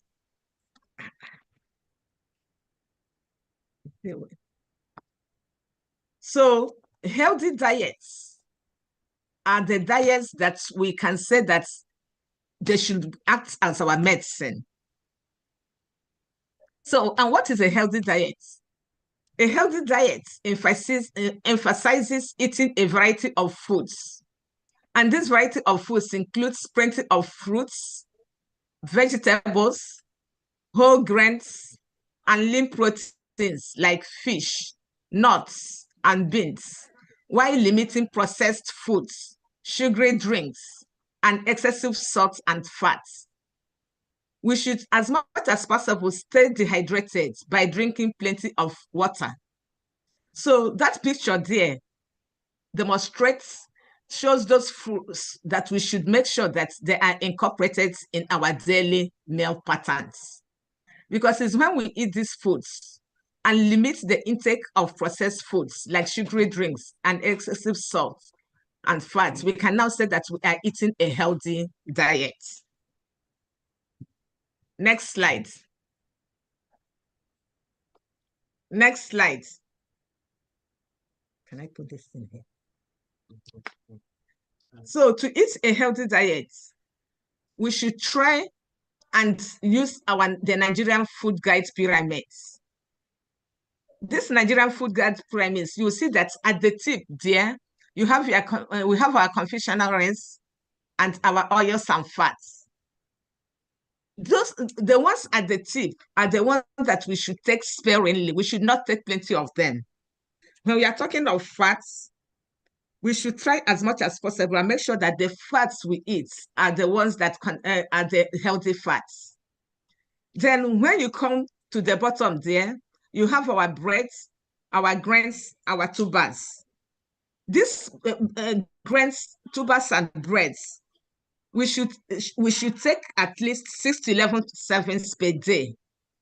Then that food should also contain plenty of vegetables and fruits. For the vegetables, we should take about 3 to 5 servings. And for the fruits, we should take about 2 to 4 servings. Then for the meat, for the eggs, meat, fish, poultry, and dairy products, we have to make sure that we take about, for this protein food, we take about 2 to 3 servings per day. So, and for the fats, we make sure that the fats that should be in our diet are the healthy fats. And we should limit the intake of fats and the conventional rates. Because most often, we tend to overfeed ourselves with the conventional rates. So instead of using these conventional rates as their snacks, we should cultivate the habit of using fruits and vegetables as snacks to increase the intake of fruits and vegetables. Because when you check, we are talking of healthy diets. Most of us don't meet up to the recommended intake for the fruits and vegetables. And to help in meeting up the recommended intake for these fruits and vegetables, it is necessary that we use them as snacks and also put them in the foods we eat on a daily basis. Next slide, please. What are the benefits of this healthy diet that we are talking about? Remember, bear in mind that it is this healthy diet that makes food to be medicine. And the benefits of this healthy diet is that they promote health, they improve overall well-being, they reduce the risk of developing chronic diseases. You all will agree with me that prevalence of chronic diseases is really on the increase. So, but when we take healthy diets, they help to reduce the risk of developing these chronic diseases. Then the healthy diets will also help to reduce health care and medication costs for the public healthcare system and the patients. You know that medication cost is really high. When we eat healthy diets, it helps to reduce the medication costs. When we eat healthy diet, it also helps to reduce the healthcare costs, because most often our healthcare, the costs for the public healthcare system is high. And it's because most often we don't eat healthy diets. So we should cultivate the practice of consuming healthy diets to reduce the healthcare costs and the mitigation costs. It also helps to reduce the healthcare system's utilization, including reduced emergency department visits. Unhealthy diets exposes us to emergency department visits. But when we eat healthy diet, it helps us to reduce that emergency department visits. So, and that will help in lower the healthcare costs. The consequences of unhealthy diets are enormous. One is that it contributes to heart disease, diabetes, and obesity. This heart disease, diabetes, and obesity, they are the leading causes of the non-communicable diseases that we suffer from. Then it also harms gut bacteria and promotes insulin resistance, chronic inflammation, and overall disease risk. When it promotes insulin disease resistance, it now exposes us to diabetes mellitus. It's also healthy diets is like ultra-processed foods. They are linked to higher risk of cancer, certain cancers, like cancers of the colon. It also increases the healthcare cost. So as much as possible, we should try and avoid ultra-processed foods in our diets. High consumption of these ultra-processed foods has been linked to higher risk of certain cancers. So they are unhealthy. So they should be reduced. Next slide, please. Next slide. So here we will now look at the foods with medicinal properties. The first example is the berries. Berries contain a lot of phytochemicals, and it is these phytochemicals, and most often these phytochemicals act best in their natural state. So that's why when we consider, that most these berries are taken raw. Like Professor Best mentioned that there are some foods, something like carrots, when you boil it, the glycemic index is increased, but when you take it raw, the glycemic index is low. So most of these phytochemicals that have these medicinal properties act best in their natural state. They act best when that food is consumed raw. Next slide. Next slide. Next slide. So other foods with medicinal properties are the cruciferous vegetables. And what are the examples of the cruciferous vegetables? They are the cabbage, cauliflower, broccoli, kale. They contain a wide array of antioxidants. And remember, antioxidants helps to protect the free radicals from being in our body. They act as scavengers. They remove the free radicals that are in the body. Then fatty fish is an example of another food that has medicinal properties. Salmon, sardines, and other fatty fish fight inflammation due to their high level of omega-3 fatty acids. And these omega-3 fatty acids help to protect against heart diseases. Next slide, please. The mushroom. There are some compounds in mushrooms. An example is the aromatic and reishi. They boost the immune system. And these compounds in mushrooms are what makes mushrooms to have that medicinal property. Then our spices, most of our natural spices, turmeric, ginger, cinnamon, and other spices, they are packed with beneficial plant compounds that may help ease arthritis symptoms. So when you take these spices, you are trying to reduce the prevalence of having arthritis symptoms. Then herbs like rosemary, sage, they not only provide natural flavor to dishes, they boast many health promoting compounds. Then green tea reduces inflammation and lower disease risk. Others that also have medicinal properties are our nuts, our seeds, avocados, olive oil, honey, seaweeds, and fermented foods. All these foods have medicinal properties. You can now understand why people now dry avocado leaves. When they dry avocado leaves, they now use it as tea.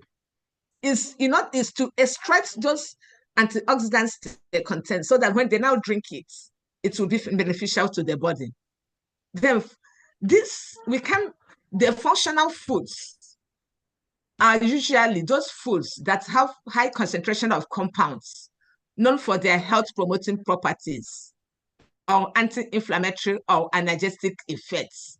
And it's these functional foods that have these functional foods are the foods that act as medicine when we eat the foods.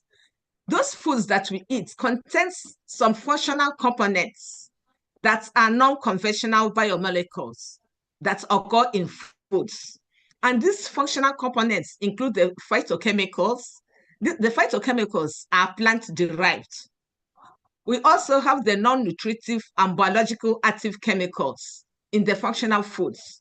And these non-nutritive and biological active chemicals, they act as medicine. Then they possess the capacity to modulate one or more metabolic processes or pathways in the body. They also result to health benefits and help in promotion of well-being. They also help to prevent onset of certain non-communicable diseases. And these are the roles of the functional foods.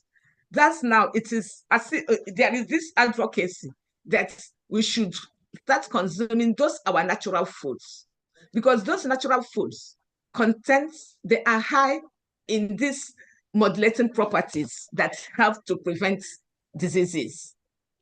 Next slide. Next slide, please. Next slide. So we are now, what are the action steps towards a more healthy and sustainable diet?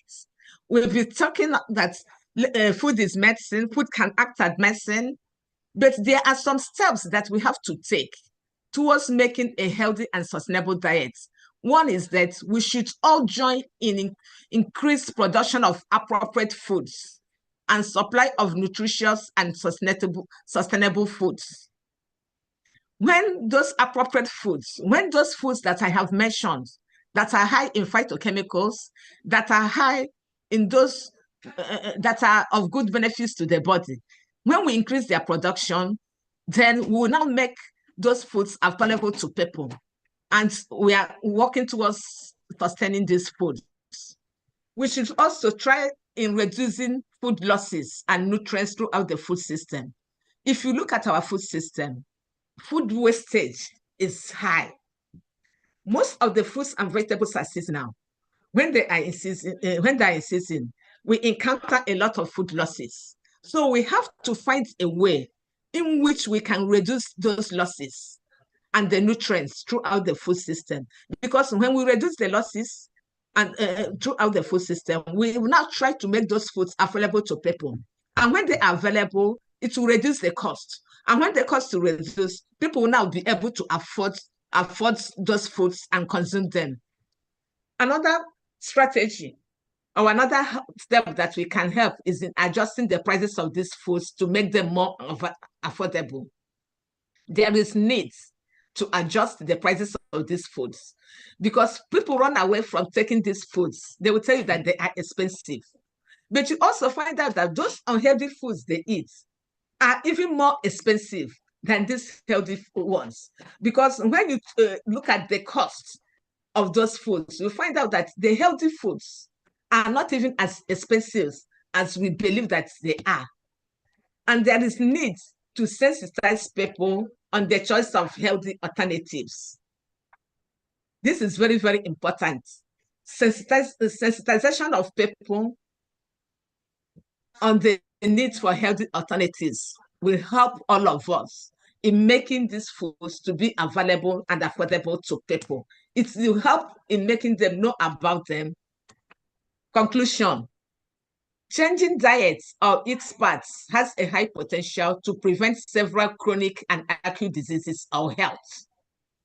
Adherence to the country's dietary guidelines help to prevent and treat diseases and acute and chronic health conditions such as cardiovascular disease, different types of cancer, diabetes, type 2 diabetes, or obesity. So we have to adhere to Nigerians' dietary guidelines. When you adhere to these guidelines, it will help to prevent and treat diseases. It will also help and reduce the prevalence and incidence of these cardiovascular diseases. Thank you for listening. Thank you very much. Thank you very much, Ma. Please, let's give her a standing ovation. Thank you very much. Thank you very much, Ma. We appreciate. We expected nothing less from the president of the Dietitian Association of Nigeria. Thank you very much. So we can now resume our seats. Thank you very much, Ma. We will now take a short break and then come back for the panel discussion. Thank you very much, Ma. Thank you. Thank you, sir. Thank you. Sir. So we will take a break, and before during the break, we'll take cultural displays from the ethnic groups of Rivers State. So we are going to come back by 10 minutes past 12. So we'll take a 10 minutes break. We can now walk around, but we can also sit back and enjoy the cultural displays from the tribes of Rivers State. Thank you very much, Ma. Thank you very much. I learned a lot, and I'm sure that our students, they have also taken notes, because we are going to set questions from what you have just delivered. They are well aware of that. Thank you very much. I think personally I've learned, especially this Nigerian food guide. Nigerian food guide. I am yes, and I am also happy that we have a lot of these are staple foods like those cassava. In fact, in my place, any day we don't swallow, we have not eaten anything, no. So the good thing is that they are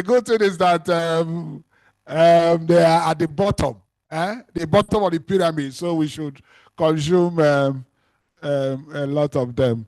I'm sure that during the panel discussion, we'll be able to find out, especially from Professor Ifeanacho, how to make these vegetables and fruits. They are seasonal. How do we eat how do we ensure that our meals are also they also form part of our meals on a consistent basis? Not when you have is it which one? What do they even call ube? Is it okay? The pear. Not where you have pear, you have them in a large quantity. In fact, I was once gifted a basin of pear, and by the time I took 50 of them, I was having flatulence up and down. So, but after some time, it disappears. So it would be nice to have a system where we can consistently consume them, almost like similar to apples. Apples, you get them. The problem is the money, but we get them almost around the year, so we can do that with our own. And then I'm sure that also during no cultural display today. No, continue. So I'm also thinking of this our diet. How do we eat one course diet, one course meal. So we are forced to load. In fact, one of my brothers can finish 2 cups of water. He can finish. So anytime he's visiting, we will insist that he comes with a bag of garri to support.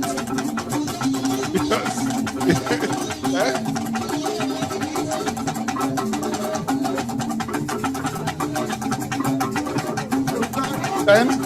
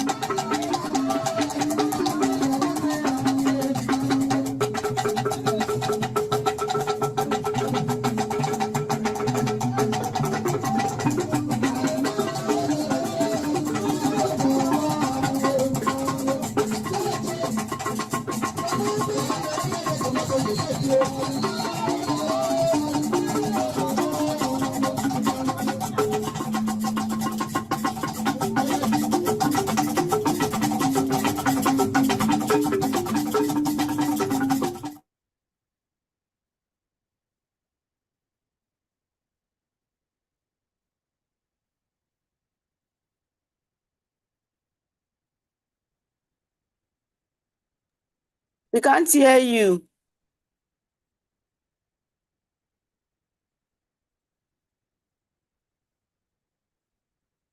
Yes. Hello, can you hear me now? Yes. Thank you. Thank you very much. So welcome back. Welcome back. So we are going to start the panel discussions, and then the discussants will be discussing making how to make food medicine, and they will also look at other aspects, other issues that are also relevant to the practice of nutrition and dietetics in Nigeria. We have with us here Dr. Nkechi Johnson, a practicing dietitian and holder of the PhD in Public Health Nutrition of the University of Port Harcourt School of Public Health. She obtained her first degree in Human Nutrition and Dietetics at the University of Nigeria and Nsukka, and a master's and PhD degrees at the University of Port Harcourt.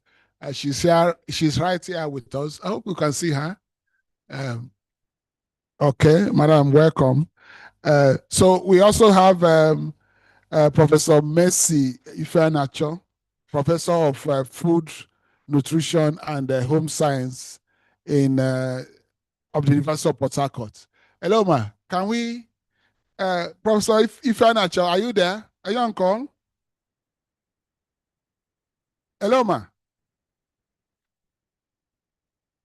If you're on call, you can indicate so that we will. Okay, thank you. Thank you very much, ma. So you can, okay, that is fine. Sorry, Prof. Let me make some corrections. Okay, ma. I am a professor of nutrition and toxicology What Okay, you nutrition. mentioned is my department. Okay, okay. Professor of Nutrition and Toxicology. Okay, nutrition and toxicology. Yes, I like that combination, nutrition and toxicology. So when at times food can actually be a toxin, it can be. Yes, Okay. thank you, ma. I think well noted, professor of nutrition and toxicology. And I say I like that combination because at times food can be funny. Food can be funny. Professor Anele told us that it's good to eat mushroom. Mushroom has is of good nutrition, very good nutrition, has good nutritional value. But we also know that is if you eat if you eat the right one. No, if you if you make mistake and eat another type that is similar, then you can even see your ancestors. so thank you very much, ma, professor of nutrition and toxicology. Professor Charity Ogunkonoka, professor of nutritional biochemistry. Hello, ma. Yes, Hello. Prof. Okay, Yeah, thank you. what? Thank you very much, ma. Thank you Yeah, very thank much. you. Very, very much, ma. It's In good to line see. with Professor Mercy, I also say nutritional, professor of nutritional biochemistry and toxicology.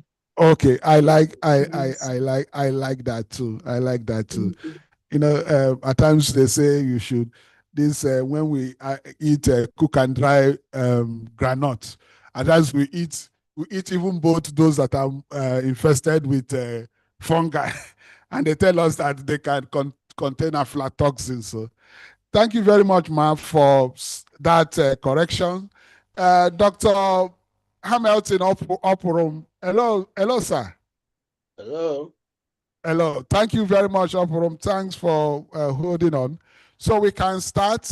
Usually we start with opening remarks. We want you to just make your opening statements before we go around with the question and answer section. Let's start with Dr. Nkechi Johnson here. Do we have another mic for her?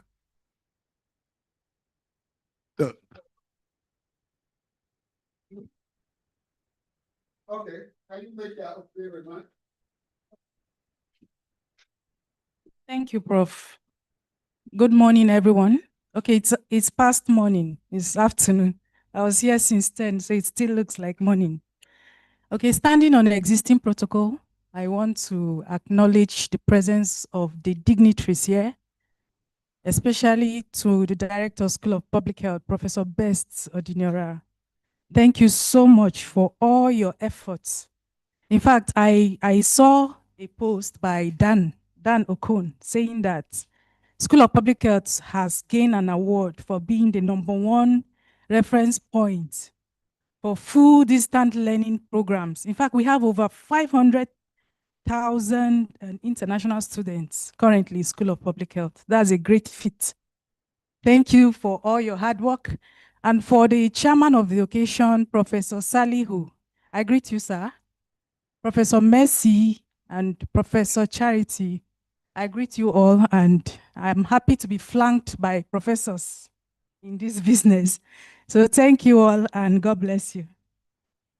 Very much, Ikechi. Okay.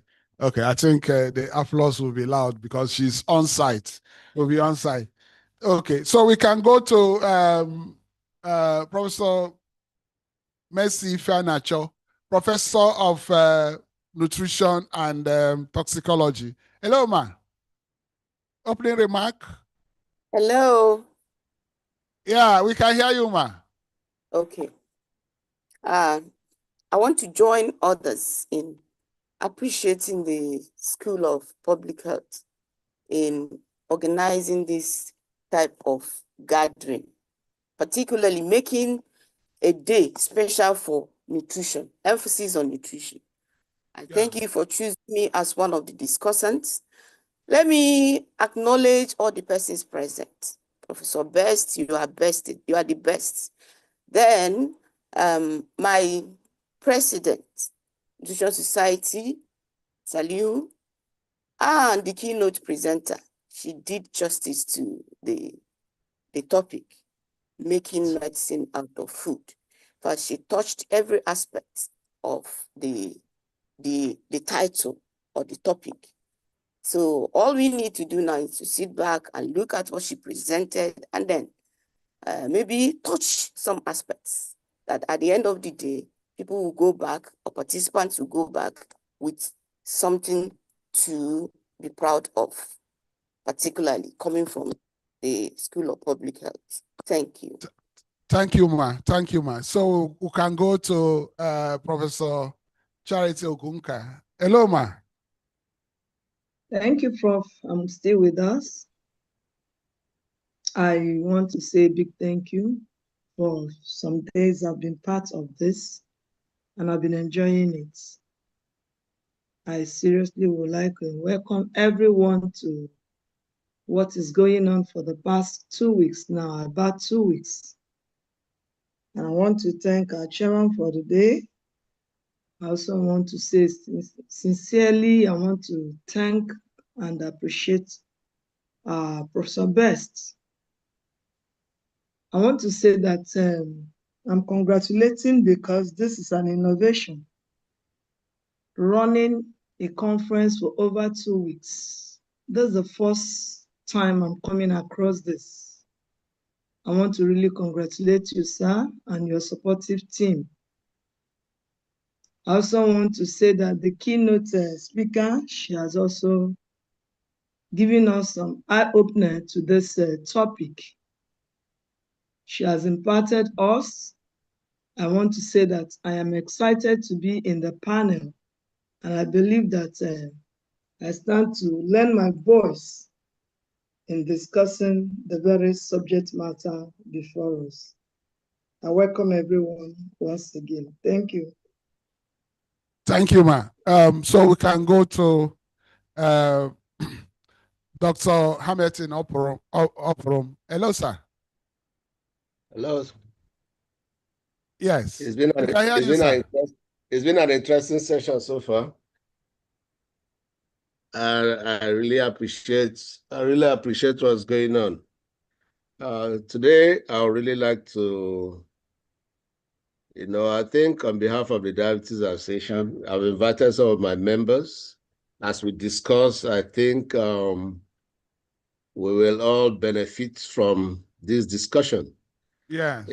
In our meetings, it is usually a very practical session where people share their experiences.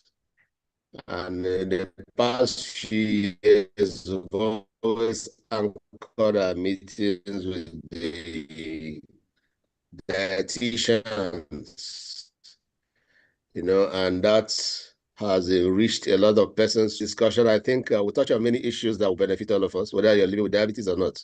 So I look forward to a very interesting discussion. Thank you.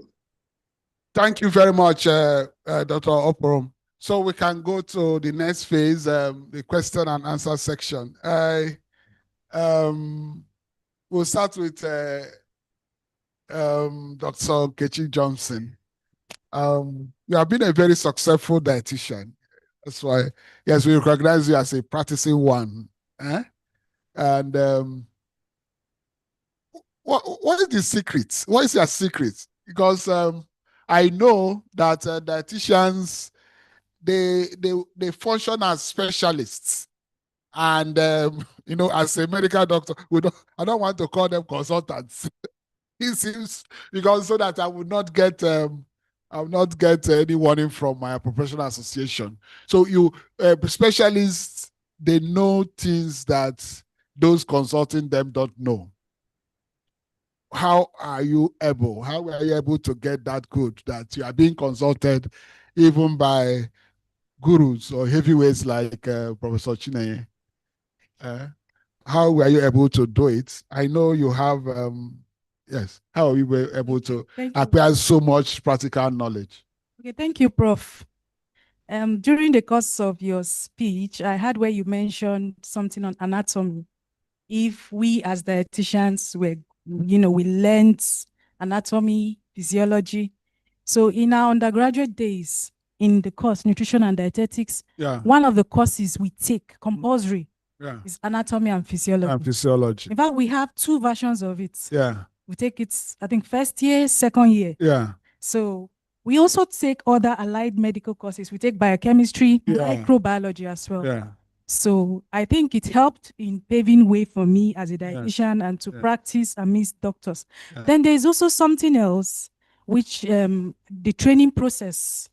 When after being trained as a dietitian for 4 years, currently is now 5 years. 5 years. So you are meant to, you are supposed to do a compulsory 1-year internship program. And in that 1-year internship program, that's when we do all the we carry out all the practical works. And you are assigned case studies of people with different health-related issues for you to handle. And in that course, you learn everything. We learn in practicing. So the clinical training is mostly during the internship. And not during. No, we also do in between. In our 3rd years, you're meant to go for an IT. One in a hospital and the other one in a food service outlet. So you do that in your 3rd year. So I think it added up to making us know more. I'm sure that in Nigeria we consume a lot of unprocessed food, not like abroad where they have their own packaged food, so you can looking at the nutritional label, you can actually know everything, get the information. But in Nigeria, we don't have such, which means that you will have lots of training on the staple Nigerian foods and how the various processes can affect them. We have courses that are assigned for you to know the composition of various the various foods. We list out the various Nigerian food, their dietary composition. In fact, we write them as exam. They may bring out something like cassava. What is the content of it? Translate it in grams.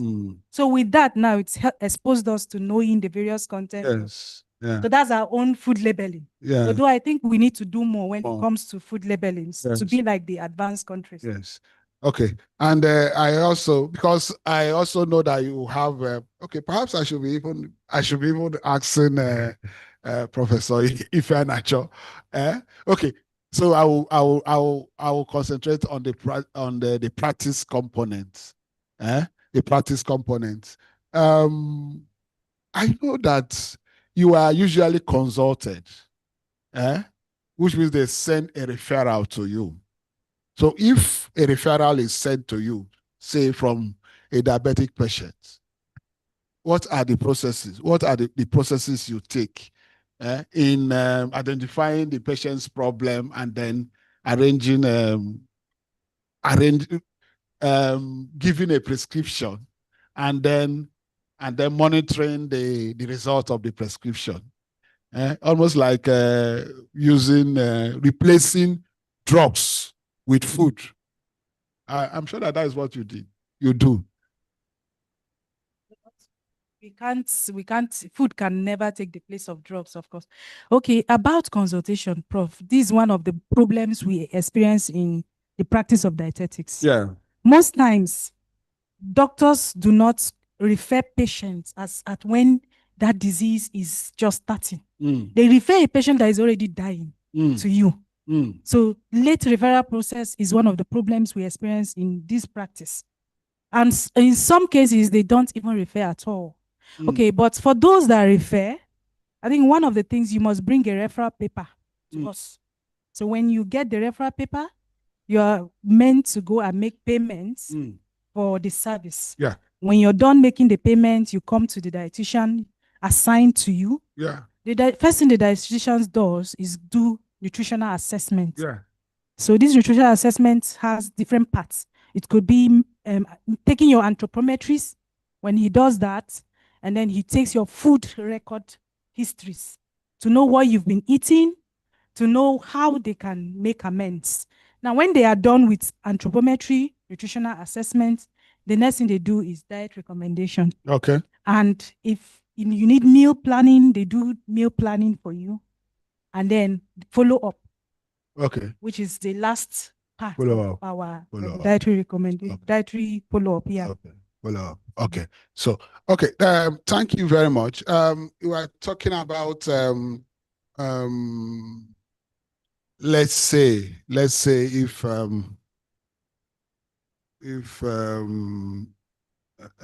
I've lost my train of event. Okay. For example, now we eat the staple foods. We eat the staple food. Like in my place, any day we don't swallow. In fact, we thank God. Each time we sing the praise of God, we say, the God that created cassava and co, and we eat them on a daily basis. So if a diabetic, for example, how do you manage a diabetic patient using the staple Nigerian foods? Is it possible? Is it possible to, for example, the swallow meal? How do you ensure that the patient can actually swallow without significantly affecting the glycemic control? You know, Prof, when you were making your presentation, you made mention of a student that said that recommended for a diabetic patient not to eat gari. So I was actually in shock. I wanted to almost ask you, is she a dietitian? Yeah. Okay, let's say she is a dietitian. No, she said it's harmful. But is she a dietitian by profession? Let me not go there. Let me not go there. Let me okay. So that I will not be forced to mention names. Yes. Yes. Is that right? But okay, so staple, our gari, swallow, fufu, that Nigerian food. Yeah. It goes nowhere. Yeah. In fact, going personal, my husband would tell me that any day he doesn't take gari, like any day he doesn't swallow, he feels he has not eaten. Yes. And it's the same thing it applies to most Nigerian homes. Yes. Swallow is there. So is it possible to make it better for diabetic patients? Of course, we can by portion control. Yeah. Portion control means that one ball. But you can't bolus. Yeah, one bolus, just two, and that is enough. So that feeling effect, at times. Sorry, we are discussing, sir, but that feeling effect. How do you ensure that somebody, is able to fill his or her stomach without significantly raising the blood sugar level? That's where the vegetables come in. Yeah. Okay, the vegetable. Yeah, I like that. I like that. I like that. And that is what I like the way, and that's why you are successful. It is not, the best way to manage a patient, the dietary management of a patient is to let him eat the staple food. The food is what you have to make it better. And to make it better, the swallow. Our keynote speaker and a lot of the others, they have research labs, and they are researching on ways to for example, to reduce the glycemic index of gari or the glycemic load. You can add fiber. I'm from a cassava producing community, and if they tell you the amount of cassava I process in my life, it will fill the whole building. But you can add the fiber, and then it will be nice. Effect. Yes, yeah. Thank you very much, and yes, yeah. Anyway, I was just wondering, is there any way? Is it possible to use a glucometer, to train the patient how to use a glucometer so that they can actually find the best portions, for themselves? Sure. In fact, most diabetic. Yeah, because it depends on even the swallow depends on the soup and the other things. Exactly. That's where nutrition education comes in. Yeah. Nutrition education, Yes. So they have to be educated. Like in, Ikpere people, at times they don't eat yuzu soup to swallow that. Have you seen? You know that? Soup. At times they don't. At times they don't eat yuzu. If they just take one piece of fish and use it to escort the swallow all. So I know it's the effect on the glycemic index. Yes. So that's a thing. Thank you very much. So we can move to our own. Hello, Madam Professor Ifeanacho. Hello, ma. Yes. Yes, so you can hear me. Yes, ma. So I know you are a specialist in nutrition and toxicology. I was just saying, is there any, are there ways of making Nigerian foods better? For example, looking at Nigerian foods, looking at their nutritional content, because they are plant-based. I think there's a likelihood that they may be deficient in one or two nutrients. What do you suggest? What do you suggest we do? Okay. In terms of making our foods better, right? Usually, not all of our foods are deficient. Okay, but then when we observe, or rather, if we observe nutrient deficiencies amongst the population, particularly the micronutrients, those are the ones we can always address via fortification. Fortification, It is either during processing outside the field or on the field, which we call the biofortification. And we have some of our foods that are fortified in the industries. We also do some fortification even in our homes. And then biofortification, like we have now, the cassava, the yellow cassava that is fortified with, what do you call it now? The provitamin B, provitamin A. And then there was a time they tried fortifying maize with lysine, the deficient amino acids. And then for the other industrial fortification, like we have salt. We have salt being fortified with vitamin. Yes, iodization. Iodine, particularly but then in that fortification, I observed, personal observation, is that most of the manufacturers or producers of salt do not adhere to that, except the Dangote salt. To my observation. So that's why it's not good to buy unbranded salt. Oh, sorry, I'm mentioning this, so it's not supposed to be. Then we have our cubes also are fortified. The flour is fortified with vitamin E, I think, and the flour that we use, we can make our foods better. And then those foods, of course, you've observed that the foods that I've just mentioned now are staple foods that can reach people. People consume, the population consume. So when you are trying to fortify, you add your fortificants to staple foods or food items that can reach the population, particularly in endemic areas where you have micronutrient deficiencies of certain micronutrients, like we mentioned, vitamin A, iron, and the rest. Okay. Thank you very much.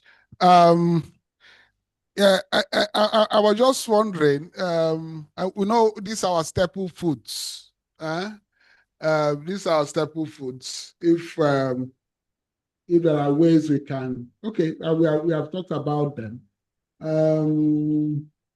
I'm just wondering, out of curiosity, You know, those in the south we swallow, but in the north they drink.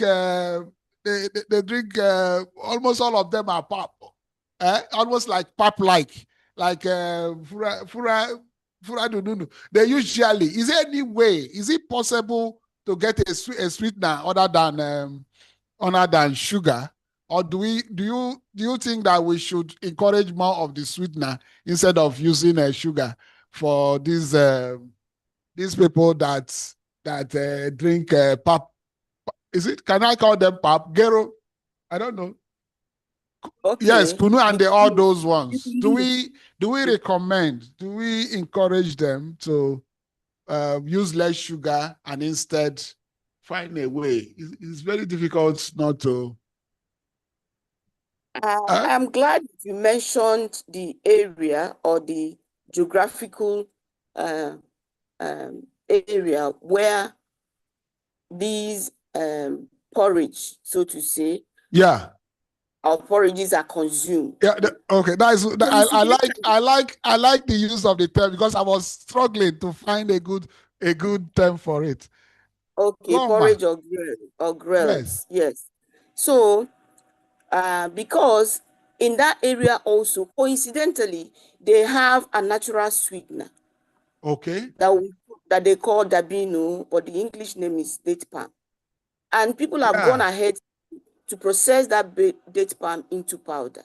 Mill the date palm into powder. Okay. So Yeah.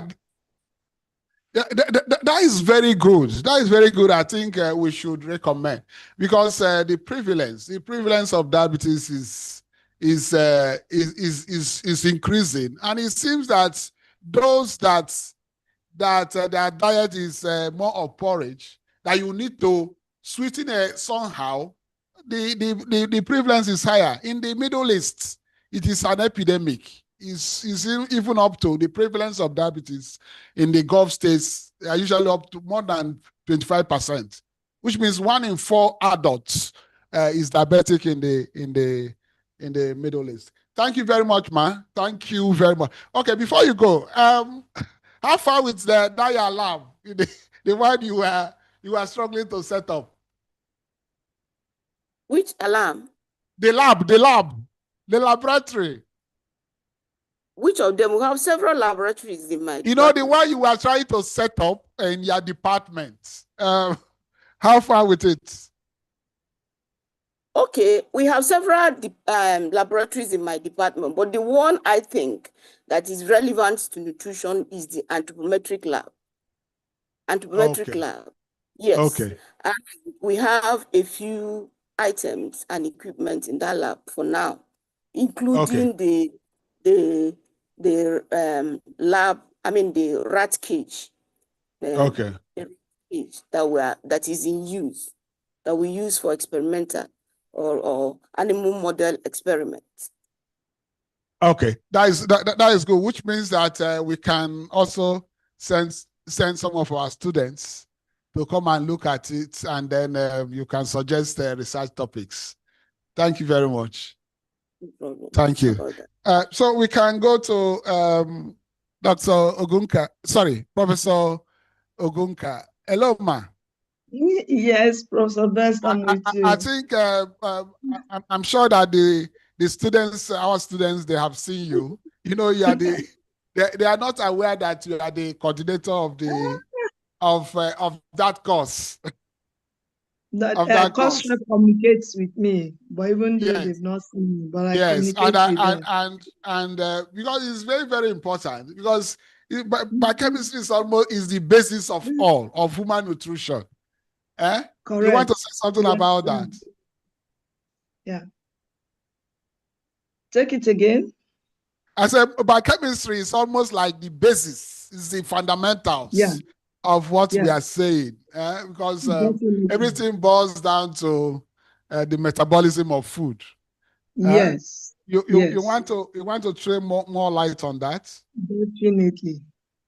As a nutritional biochemist, I want to say that making food out of medicine has to do with identifying how the specific bioactive ingredients or constituents present in the food functions or has some medicinal properties.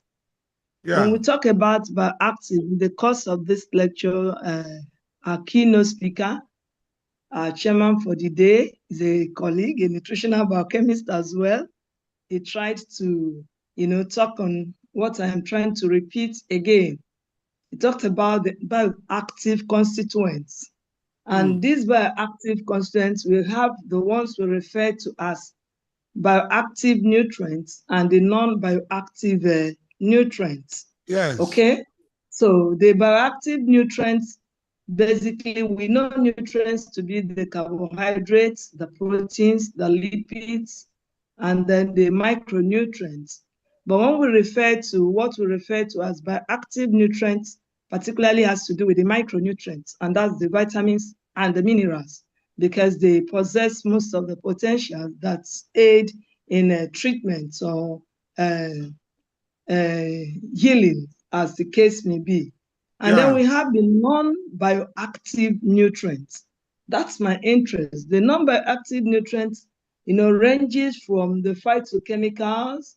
We have the phytochemicals. Apart from the phytochemicals, which some of them also includes the antioxidants. We know what the phytochemical is. We know the antioxidants, like the keynote speaker mentioned. But we also have some other non-bioactive nutrients, which has to do with the prebiotics and the probiotics. Yes. In fact, when we talked about medicine as food, I just looked at it and I said, I'm already on that. I'm carrying out a research where we're trying to look at how we use some of our functional foods in the treatment of some ailments. Yes. As it stands now, we are carrying out a research using yogurts, and not just the dairy products yogurt, but plant-based yogurts. We're trying to see how we could use it in the management of ulcer. And the reason why we chose to go through plant-based yogurts is because of the bioactive components that are present in them. Yeah. And if you talk about the prebiotics,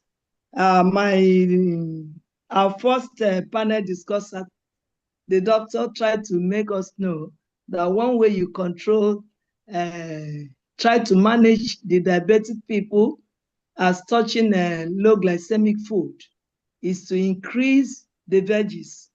What's the essence of increasing the veggies? You're increasing the veggies because they obtain the fiber from those veggies. And when they obtain the fiber there, the fiber that they obtain has a lot to do in reducing the absorption of glucose. Absorption. Yes. The absorption of glucose and also slowing down digestion.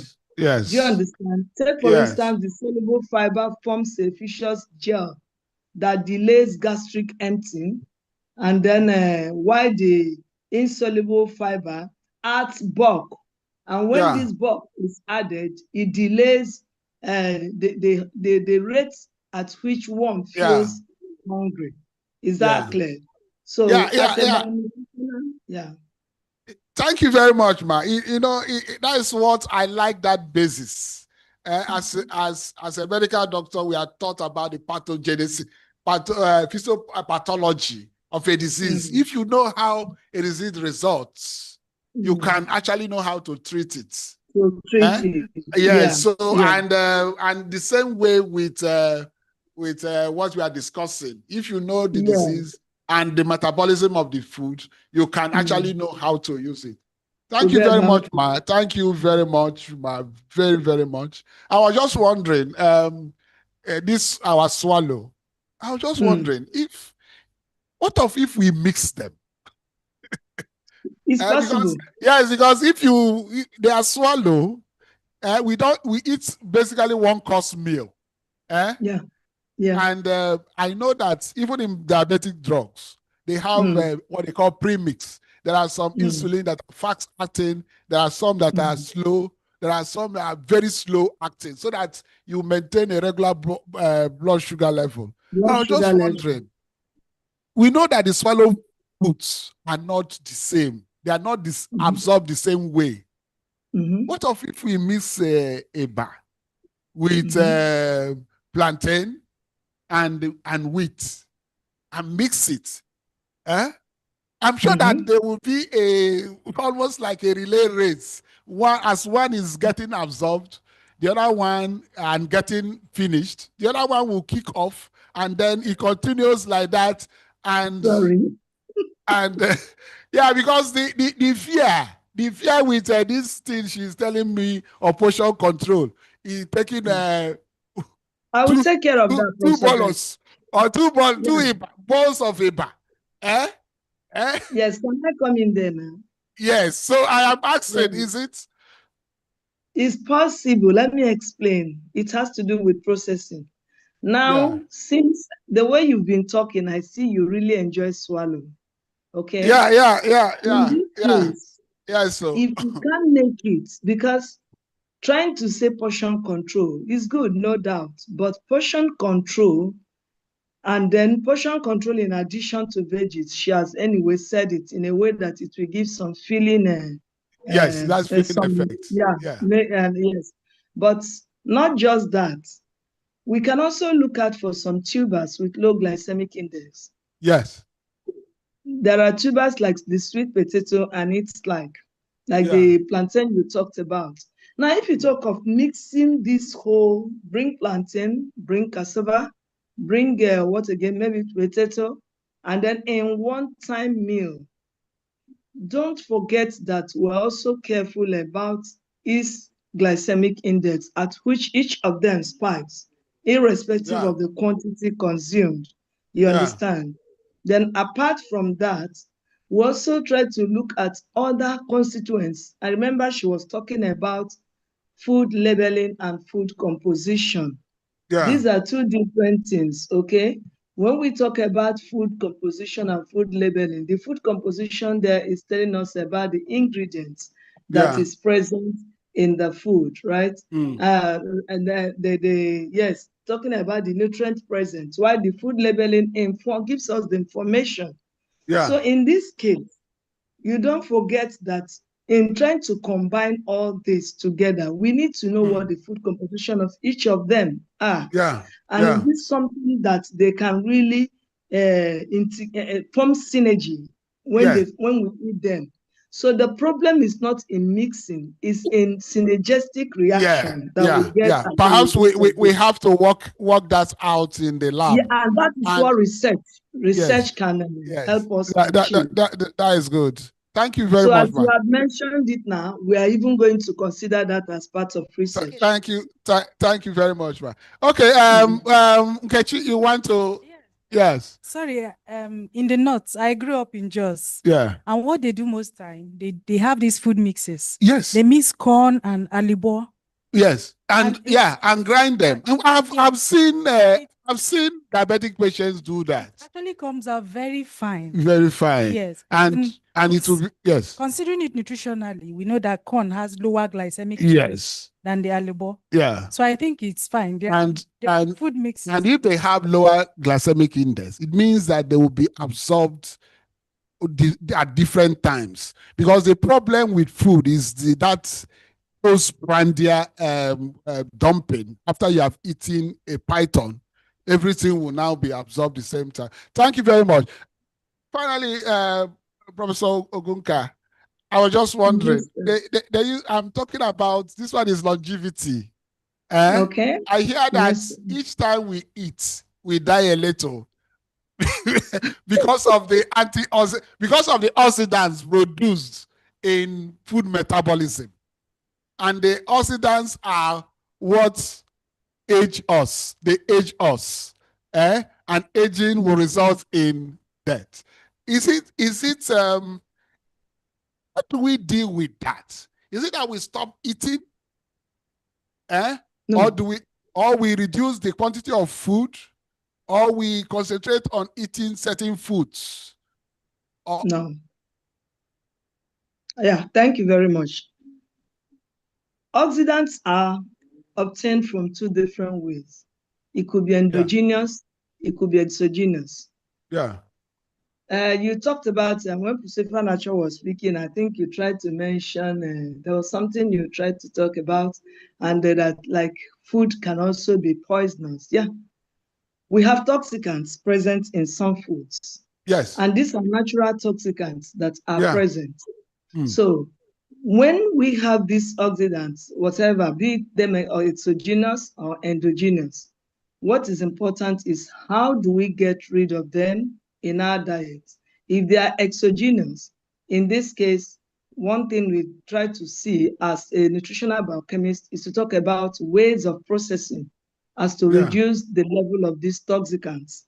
Is that clear? So if we're able to reduce the level of the toxicants present in this food, the presence of those oxidants will be removed in a way that they may not have so effect or so much effect on us. And then if they happen to be endogenous, right, you obtain them through food or whatever, and in which case you could not control it. There are other ways. That's where these veggies and the fruits come in. As we take a good number of them in every meal, if I'm not mistaken, you take it regularly, you find out that the antioxidants present in those veggies and fruits will be able to combat these oxidants. And when we talk of the oxidants present, what are they? They are components that contain some free radicals, right? And these free radicals are the things that damage our cells. And why are they so reactive? It is because they are unstable, But by the time you take these veggies and the fruits, they try to have some potentials. Like we will always say that they donate electrons to these free radicals to stabilize them. So when they are stable, in essence, they've been able to put under control. So the damaging effect that they give rise to will no longer be there. So that's why we constantly advise regular consumption of fruits and vegetables. And then water, and to add to it, lifestyle is another thing. Okay, ma. I'm sorry. I think I'm even having an extension to that. You know, when one of the things I learned from the lecture given by Professor Anele is the fact that this Nigerian food pyramid. Okay. There are some diets, like the ketone diet, that they cut off, remove all carbohydrates from the food. Do you think that such diets are good? Knowing fully well that things like the brain and to a lesser extent the muscle, they only feed on glucose. So if you cut off what is it, carbohydrate, it means that the body will have to find ways to produce to fuel the brain. Do you think that that can be dangerous to health, because considering the extra chemical reactions that will take place in the body? Yes, I want to say that the idea of doing away with or trying to encourage keto diet is not the best to weight control. It's not necessarily the best. We have so many other ways nutrition can guide us in controlling weight. For instance, you hear some of every now and then there's this information you're walking on the road, low cholesterol, don't take cholesterol. And one will begin to wonder, there was something you said when you were trying to give your opening remark. You know, when somebody is not knowledgeable, you are bound to give a wrong information to the masses. Low cholesterol, don't take fatty food. If you don't take those foods, how will the fat-soluble vitamins be absorbed? You understand? And now, if you do away with keto diets, or you try to base on keto diets or diets that are low in carbohydrates, there's something what we call protein sparing effects in nutrition. Yes, apart from the carbohydrate-based food giving you the fuel or the ATP needed, the protein can give you. The lipids can also make available some energy Even though protein, you have their primary function, lipids, you have their primary function, they can also divert in a situation where we don't have enough carbs. They can go ahead to give us some ATP to sustain the body. But generally, the idea of a keto diet, I personally discourage it. So portion control is one way, and then another way is lifestyle. Yeah. Lifestyle, portion Yeah. control, lifestyle, and then the Yeah. intake of those veggies. Yeah. There's nothing, by the time you see yourself moderate all this, I don't know if you have observed that some persons that go into keto diet, when immediately they stop it, you see them just blow like that. Yeah. And it is not something they can regulate, no.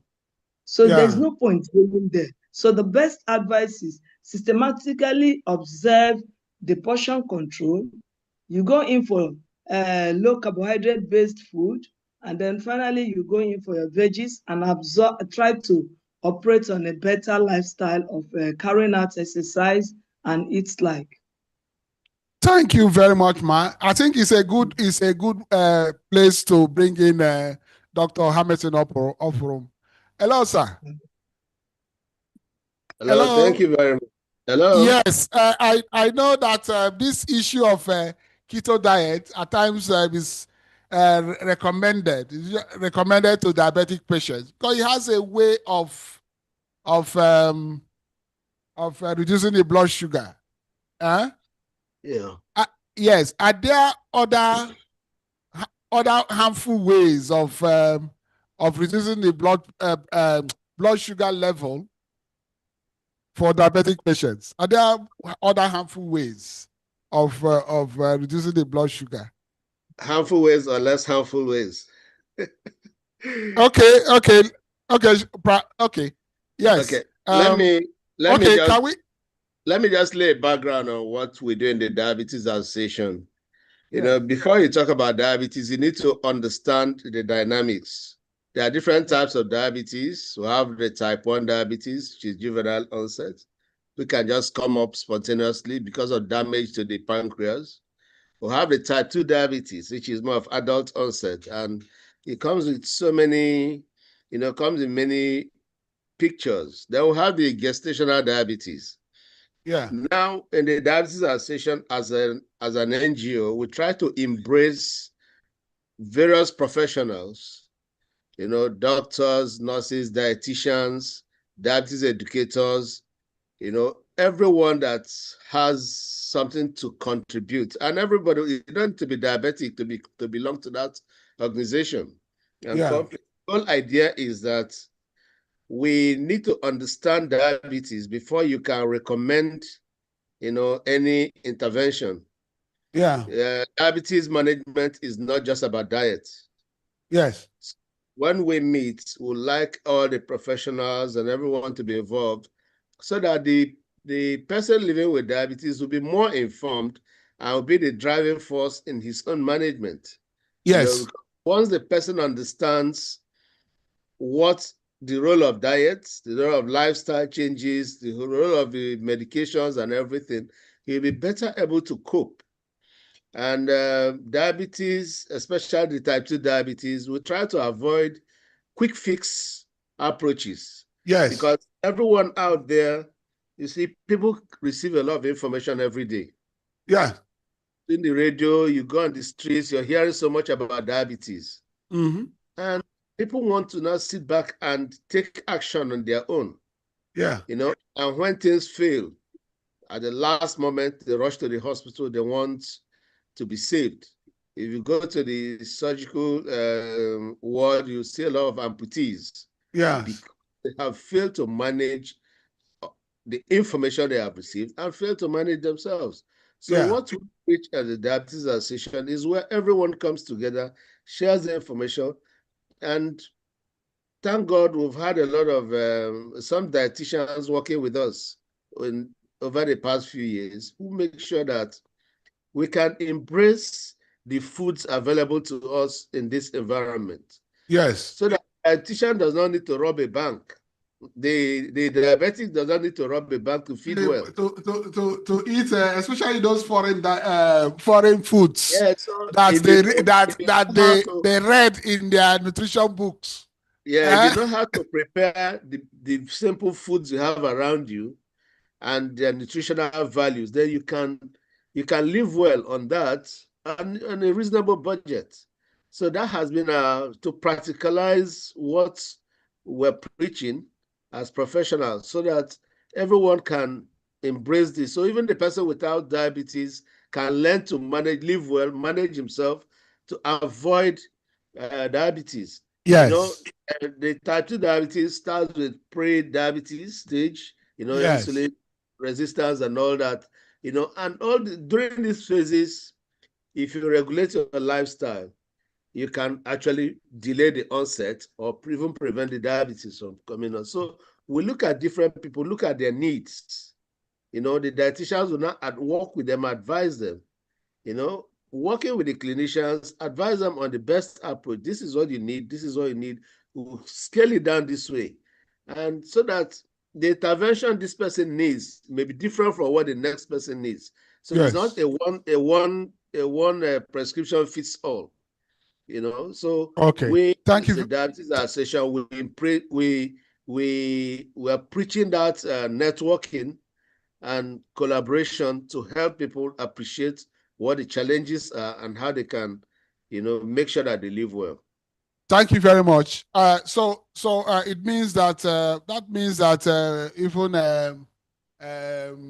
our students and graduates can be members of the Diabetes Association of Nigeria. Yes. Anybody can be a member, as far as you're willing to learn from one another. And research is a very important component of what we do. We participate in research and collaborate with so many other persons to find more information about peculiarities in our environment and why diabetes is on the rise and how we can cope with the condition. Okay.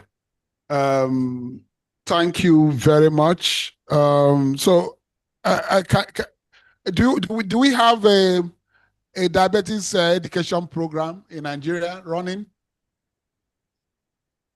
Diabetes education program, yes. We're all key to the idea of the International Diabetes Federation, and every year there are a lot of publications on diabetes education, and so many persons have been trained through certain programs on diabetes education.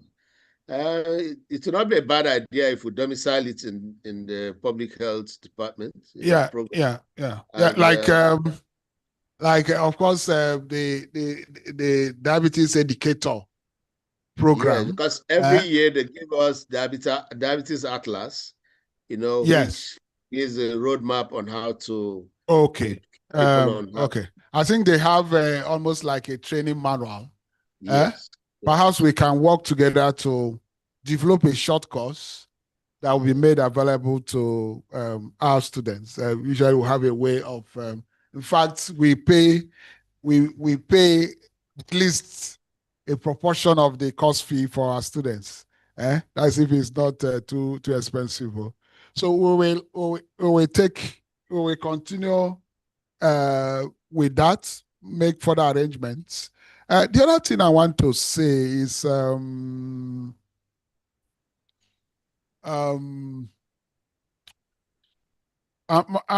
sure that the dietitian and nutritionist, they play an active role in the dietary management of diabetes. Yes, they do. Especially in the UPTH, the dietetics department have people. Okay. What else? Okay. Thank you very much, Dr. Oporom. We are going to continue that discussion with you. Thank you very much. We appreciate it. I think we are getting close to the end. Can we get comments from our keynote speaker and finally the chairman? Hello, Professor Anele. I don't know if you are still on the call.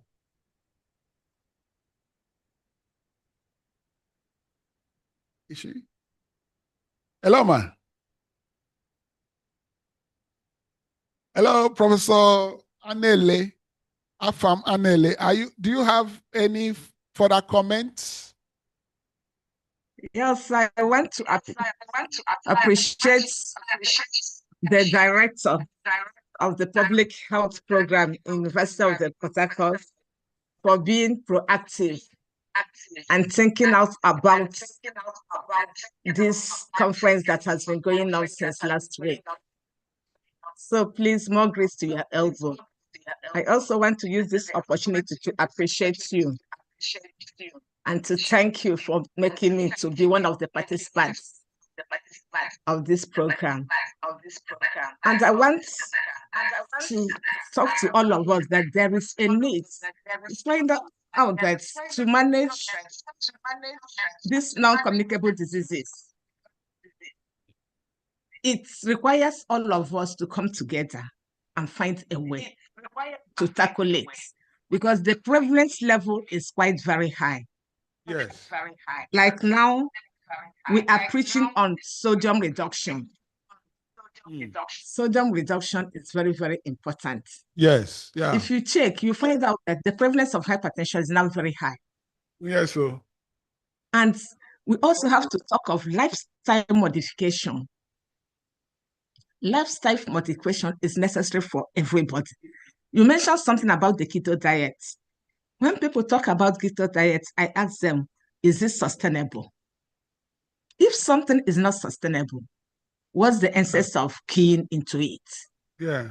In anything that we are doing, dietary guidance or dietary advice, we talk of sustainability. Yeah. Sustainability is very, very important. And if that we are clients or patients, will not be able to sustain that, what's the point continuing with it? So the best thing is go for those guidelines that are sustainable. Yeah. Go for those things that will make your patients to appreciate you. Yeah. When we're talking of lifestyle modification, behavioral changes, they are all very, very important. And you talked about saying that when we eat food, we age. Remember, those free radicals that are produced in our body, we need those phytochemicals that act as scavengers to help to remove them from our system. So it's not that when we eat, it draws us closer to the grave. If you don't eat, what happens? Will you get those nutrients? You will start suffering from nutrient deficiencies. Yes. And that's what we'll be. Maybe we will now call that one no longer triple burden of malnutrition. It might be triple plus triple burden of malnutrition. Yes. So we have to eat to stay alive. But what we should strive is eating healthy foods. Yes. Eating healthy foods. Making sure that we consume not less than 5 food groups in a day. Pick food from the different food groups and eat, and it will help us. I believe that healthy foods will help us to prolong life. Not that foods help shorten our life, rather healthy foods help us to prolong life and to prevent these non-communicable diseases we are talking about. Thank you. So, thank I think what you said is that we should eat a good healthy diet. Yes. Healthy diet, not to be eating puff and the coke. And that will lead us to eating hunger. Yes, instead of eating that puff and coke, we can take garden eggs, granules, use it as snacks. Yes. They are healthier. Yes. Thank you we very much, should look into our indigenous foods. Yes. Our indigenous foods are even better than most of these foods that we long for. So thank you very much, sir. Thank you very much. So let's take the chairman's speech. Hello. Prof. Abubakar, sir.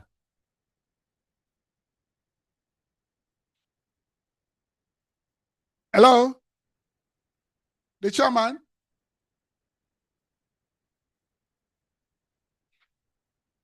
Is the chairman still around? Okay, I'm sure you will unmute. Okay, thank you very much. We will take the chairman's closing remarks. But before he comes, I will just do a quick vote of thanks. I know that somehow the vice chancellor would have logged in. As I said, he's currently in New York attending the Hongas. But before he traveled, he sent his gratitude to all of us, especially the chairman and the keynote speakers. Keynote speaker. We have to thank, special thanks to the chairman, Professor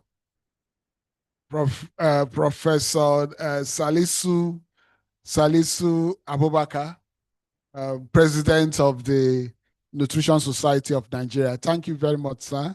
In fact, he also doubles as our external examiner.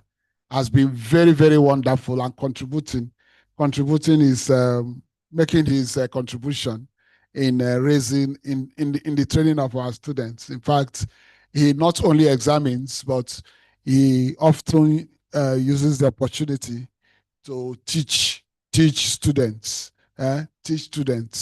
So to show you how passionate he is in ensuring that we have the core of highly trained professionals we can bank upon to make food truly medicine.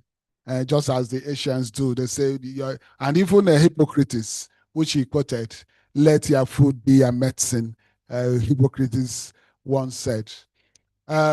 We have to also thank our special gratitude to the keynote speaker, Professor Olivier Chinyere Afam Anele. She actually president of the Dietitians Association. From her lecture, it is not surprising that she was the main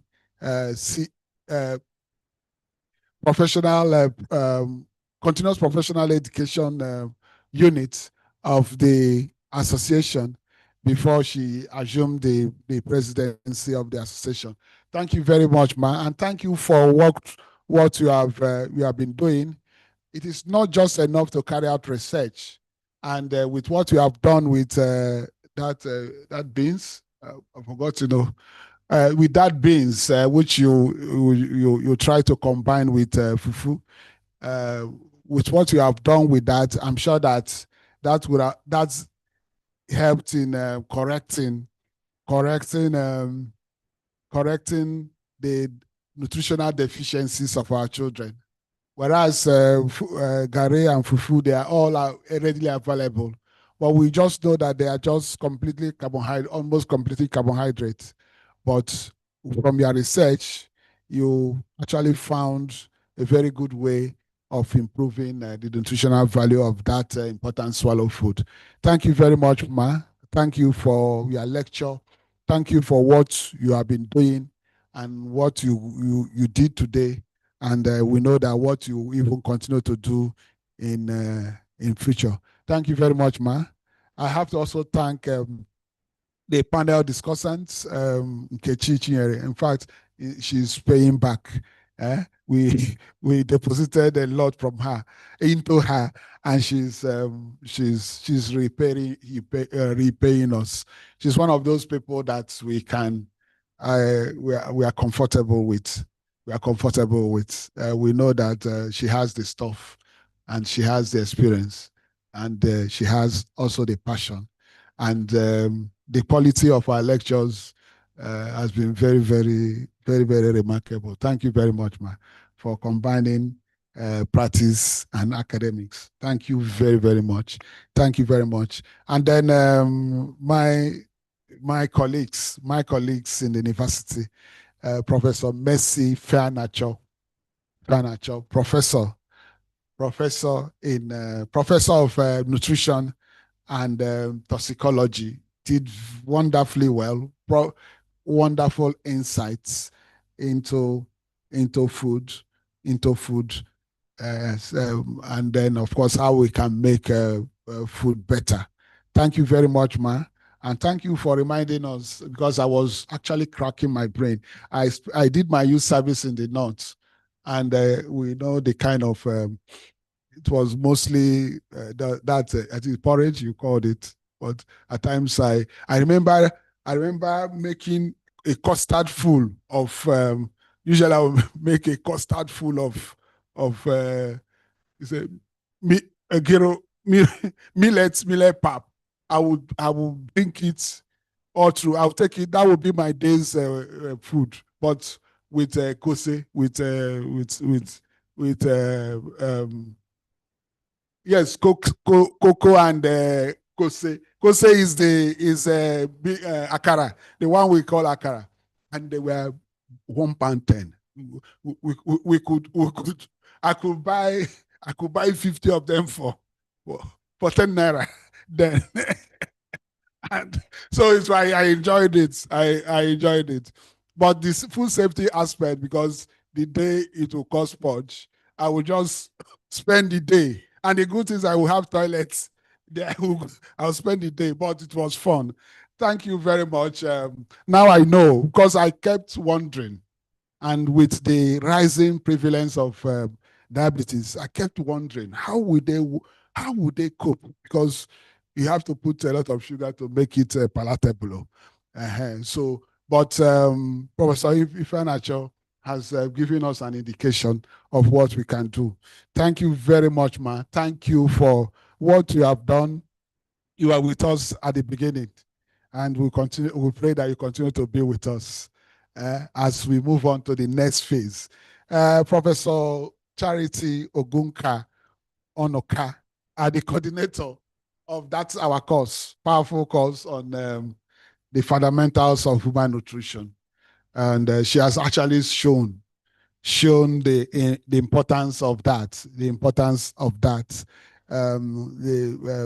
biochemistry is the basis, the fundamentals, the fundamental of human nutrition.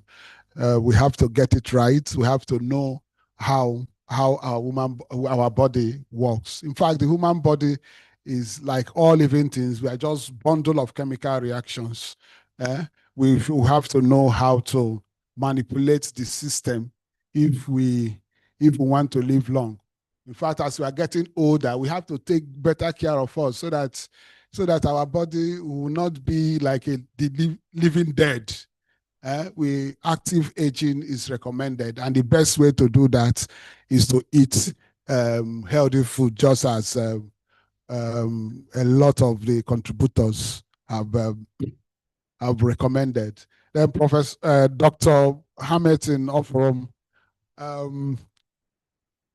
very, very, very, very tight person, as we used to say, has a lot of stuff. Thank you very much, Chairman of the Diabetes Association of Nigeria, River State chapter. In fact, I started by asking him what people do to reduce their blood sugar level. And I remember attending one of the meetings of the association, and they were giving prizes for the person with the lowest blood sugar. And one guy was winning the prize every month until they saw him slumped at the bus stop. So it turned out that each morning before coming to the meeting, he would just take an oral glycemic drug to bring down his this. So he was reducing. He was doing ojoro. He was doing ojoro with his blood sugar. So those are the things. Those are the things. And the funniest thing is that hypoglycemia kills faster than hypo. Than hyper. Because once the brain goes, I've seen somebody that took overdose of hypoglycemic drug, and he became, in my place, we say he became mad. because his brain cells don't eat any other thing other than glucose. So if you cut it off, some of them will die. And he suffered brain damage and started misbehaving until he died. So we have to thank everybody, including participants and even people that want to contribute. Perhaps the discussion was getting interesting and people wanted to make inputs. I saw one person with the hands up. Unfortunately, we can't take that comment, but you can reach us privately. Let's see. Let's hear you out and see we can also find a ways of communicating that. Let me thank everybody present here and then online. I know not only the Zoom, we also have people joining through YouTube. We thank you all. We thank you all. Thank you all.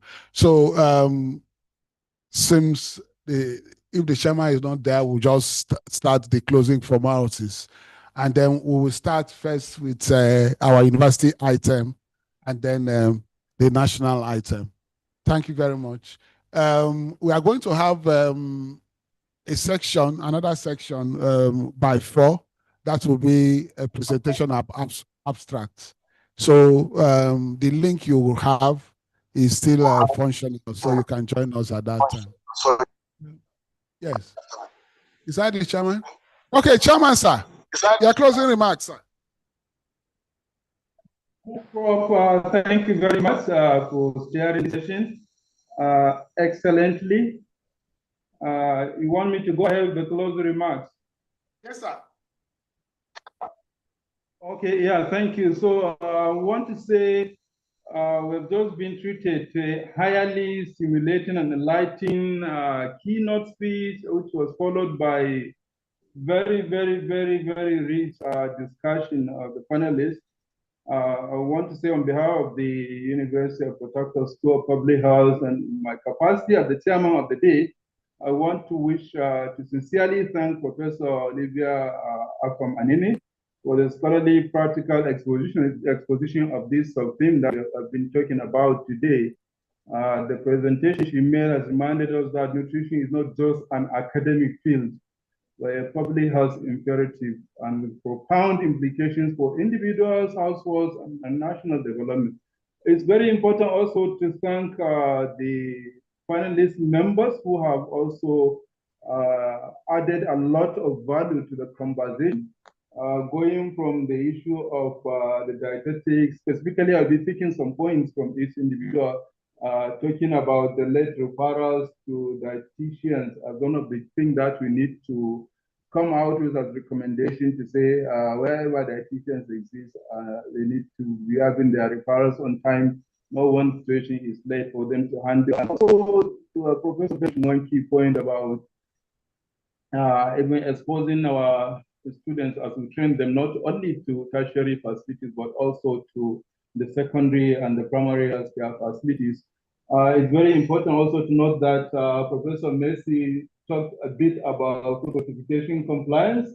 While we are trying to address the issues of micronutrient deficiency, we need to also strengthen all those evidence-based interventions that are meant to make the food to be healthier, make it to help us to complement on getting adequate nutrients on the daily basis. Also conversation with Professor Charity led us to understand how important it is to understand the scientific basis of all that we're doing. Nutritionists and dietitians is very, very important. We always mention that nutrition is both science and art. If you look at the science part of it, part of the ethical principles for its practice is using evidence-based. And the evidence is coming from science. Like Professor Bess said, biochemistry fundamentally, all that base on which we build the evidence for the different interactions of food with nutrient, nutrient with drug, drug with food, etc. And all those bases and how they are metabolized at the end of the day also have been very critical. So we need to also emphasize on the training of nutritionists and dietitians and also in service to be able to do justice to the cause. Also, the issue of identifying the bioactive in food has been very well mentioned. The Sierra Rivers Diabetes Association has also added a lot of value in terms of what the association is doing, and I have seen also the link to see that working as a team is always a teamwork between the dietitians and the endocrinologists and every other professional working together. It's just like everyone's contributing their quota in trying to achieve the same goal of ensuring public health is maintained. So I want to wish, we wish to thank the organizers, the faculty, the alumni, and the students who have joined from different locations, both those that have been there physically and also for us that on virtual space. The engagement that demonstrates the collective commitment of our academic and professional community, harnessing the power of food for health and well-being. As we now transition to the next segment of today's program, I want to ask us to take forward the knowledge shared here into our teaching, into our research, into our practice, and advocacy that we have been engaged in, and so many other ways that we can now use the knowledge to impact positive change. Let us continue to build the evidence, shape the policies, and transform the practices that will make food as medicine a living reality in Nigeria and beyond. On this note, I want to thank the director very well for coordinating this process, and also the entire university through the Vice Chancellor for finding it worthy to see public health nutrition as worthy of being given a holiday to showcase just one important thing. Like I've said, looking forward to having more conversations around this in the near future, that we can have the whole conference for public health nutrition in the country. On this note, I want to say a big thank you and looking forward to continuous engagement and the rest of the conference days to be as fruitful as today has been. Thank you very much, and over. Thank you very much, Chairman. Thank you very much for, in fact, Chairman did a bit of repertoire job. Thank you very much, sir. So we appreciate. So on that note, we can start the closing formalities. We'll start with the University of Port Harcourt item, and then they close with the national item. Can we stand up for the items?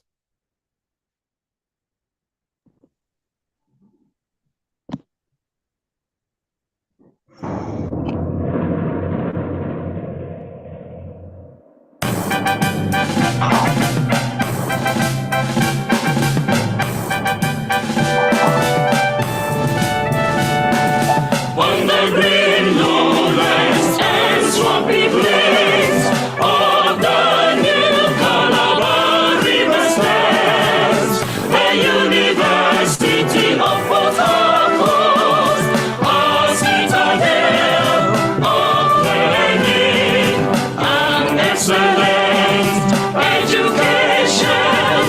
All of our academic enthusiasts searching for knowledge and wisdom, enlightenment, and self-reliance on mission. Our hope in the future is rooted in God.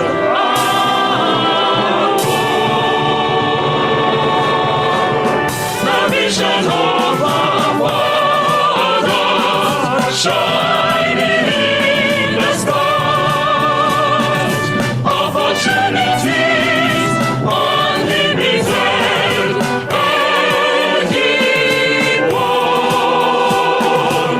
Our progeny citizens of the universe, from far and near, the pride of UNIPORT echoes. Unique, unique, unique.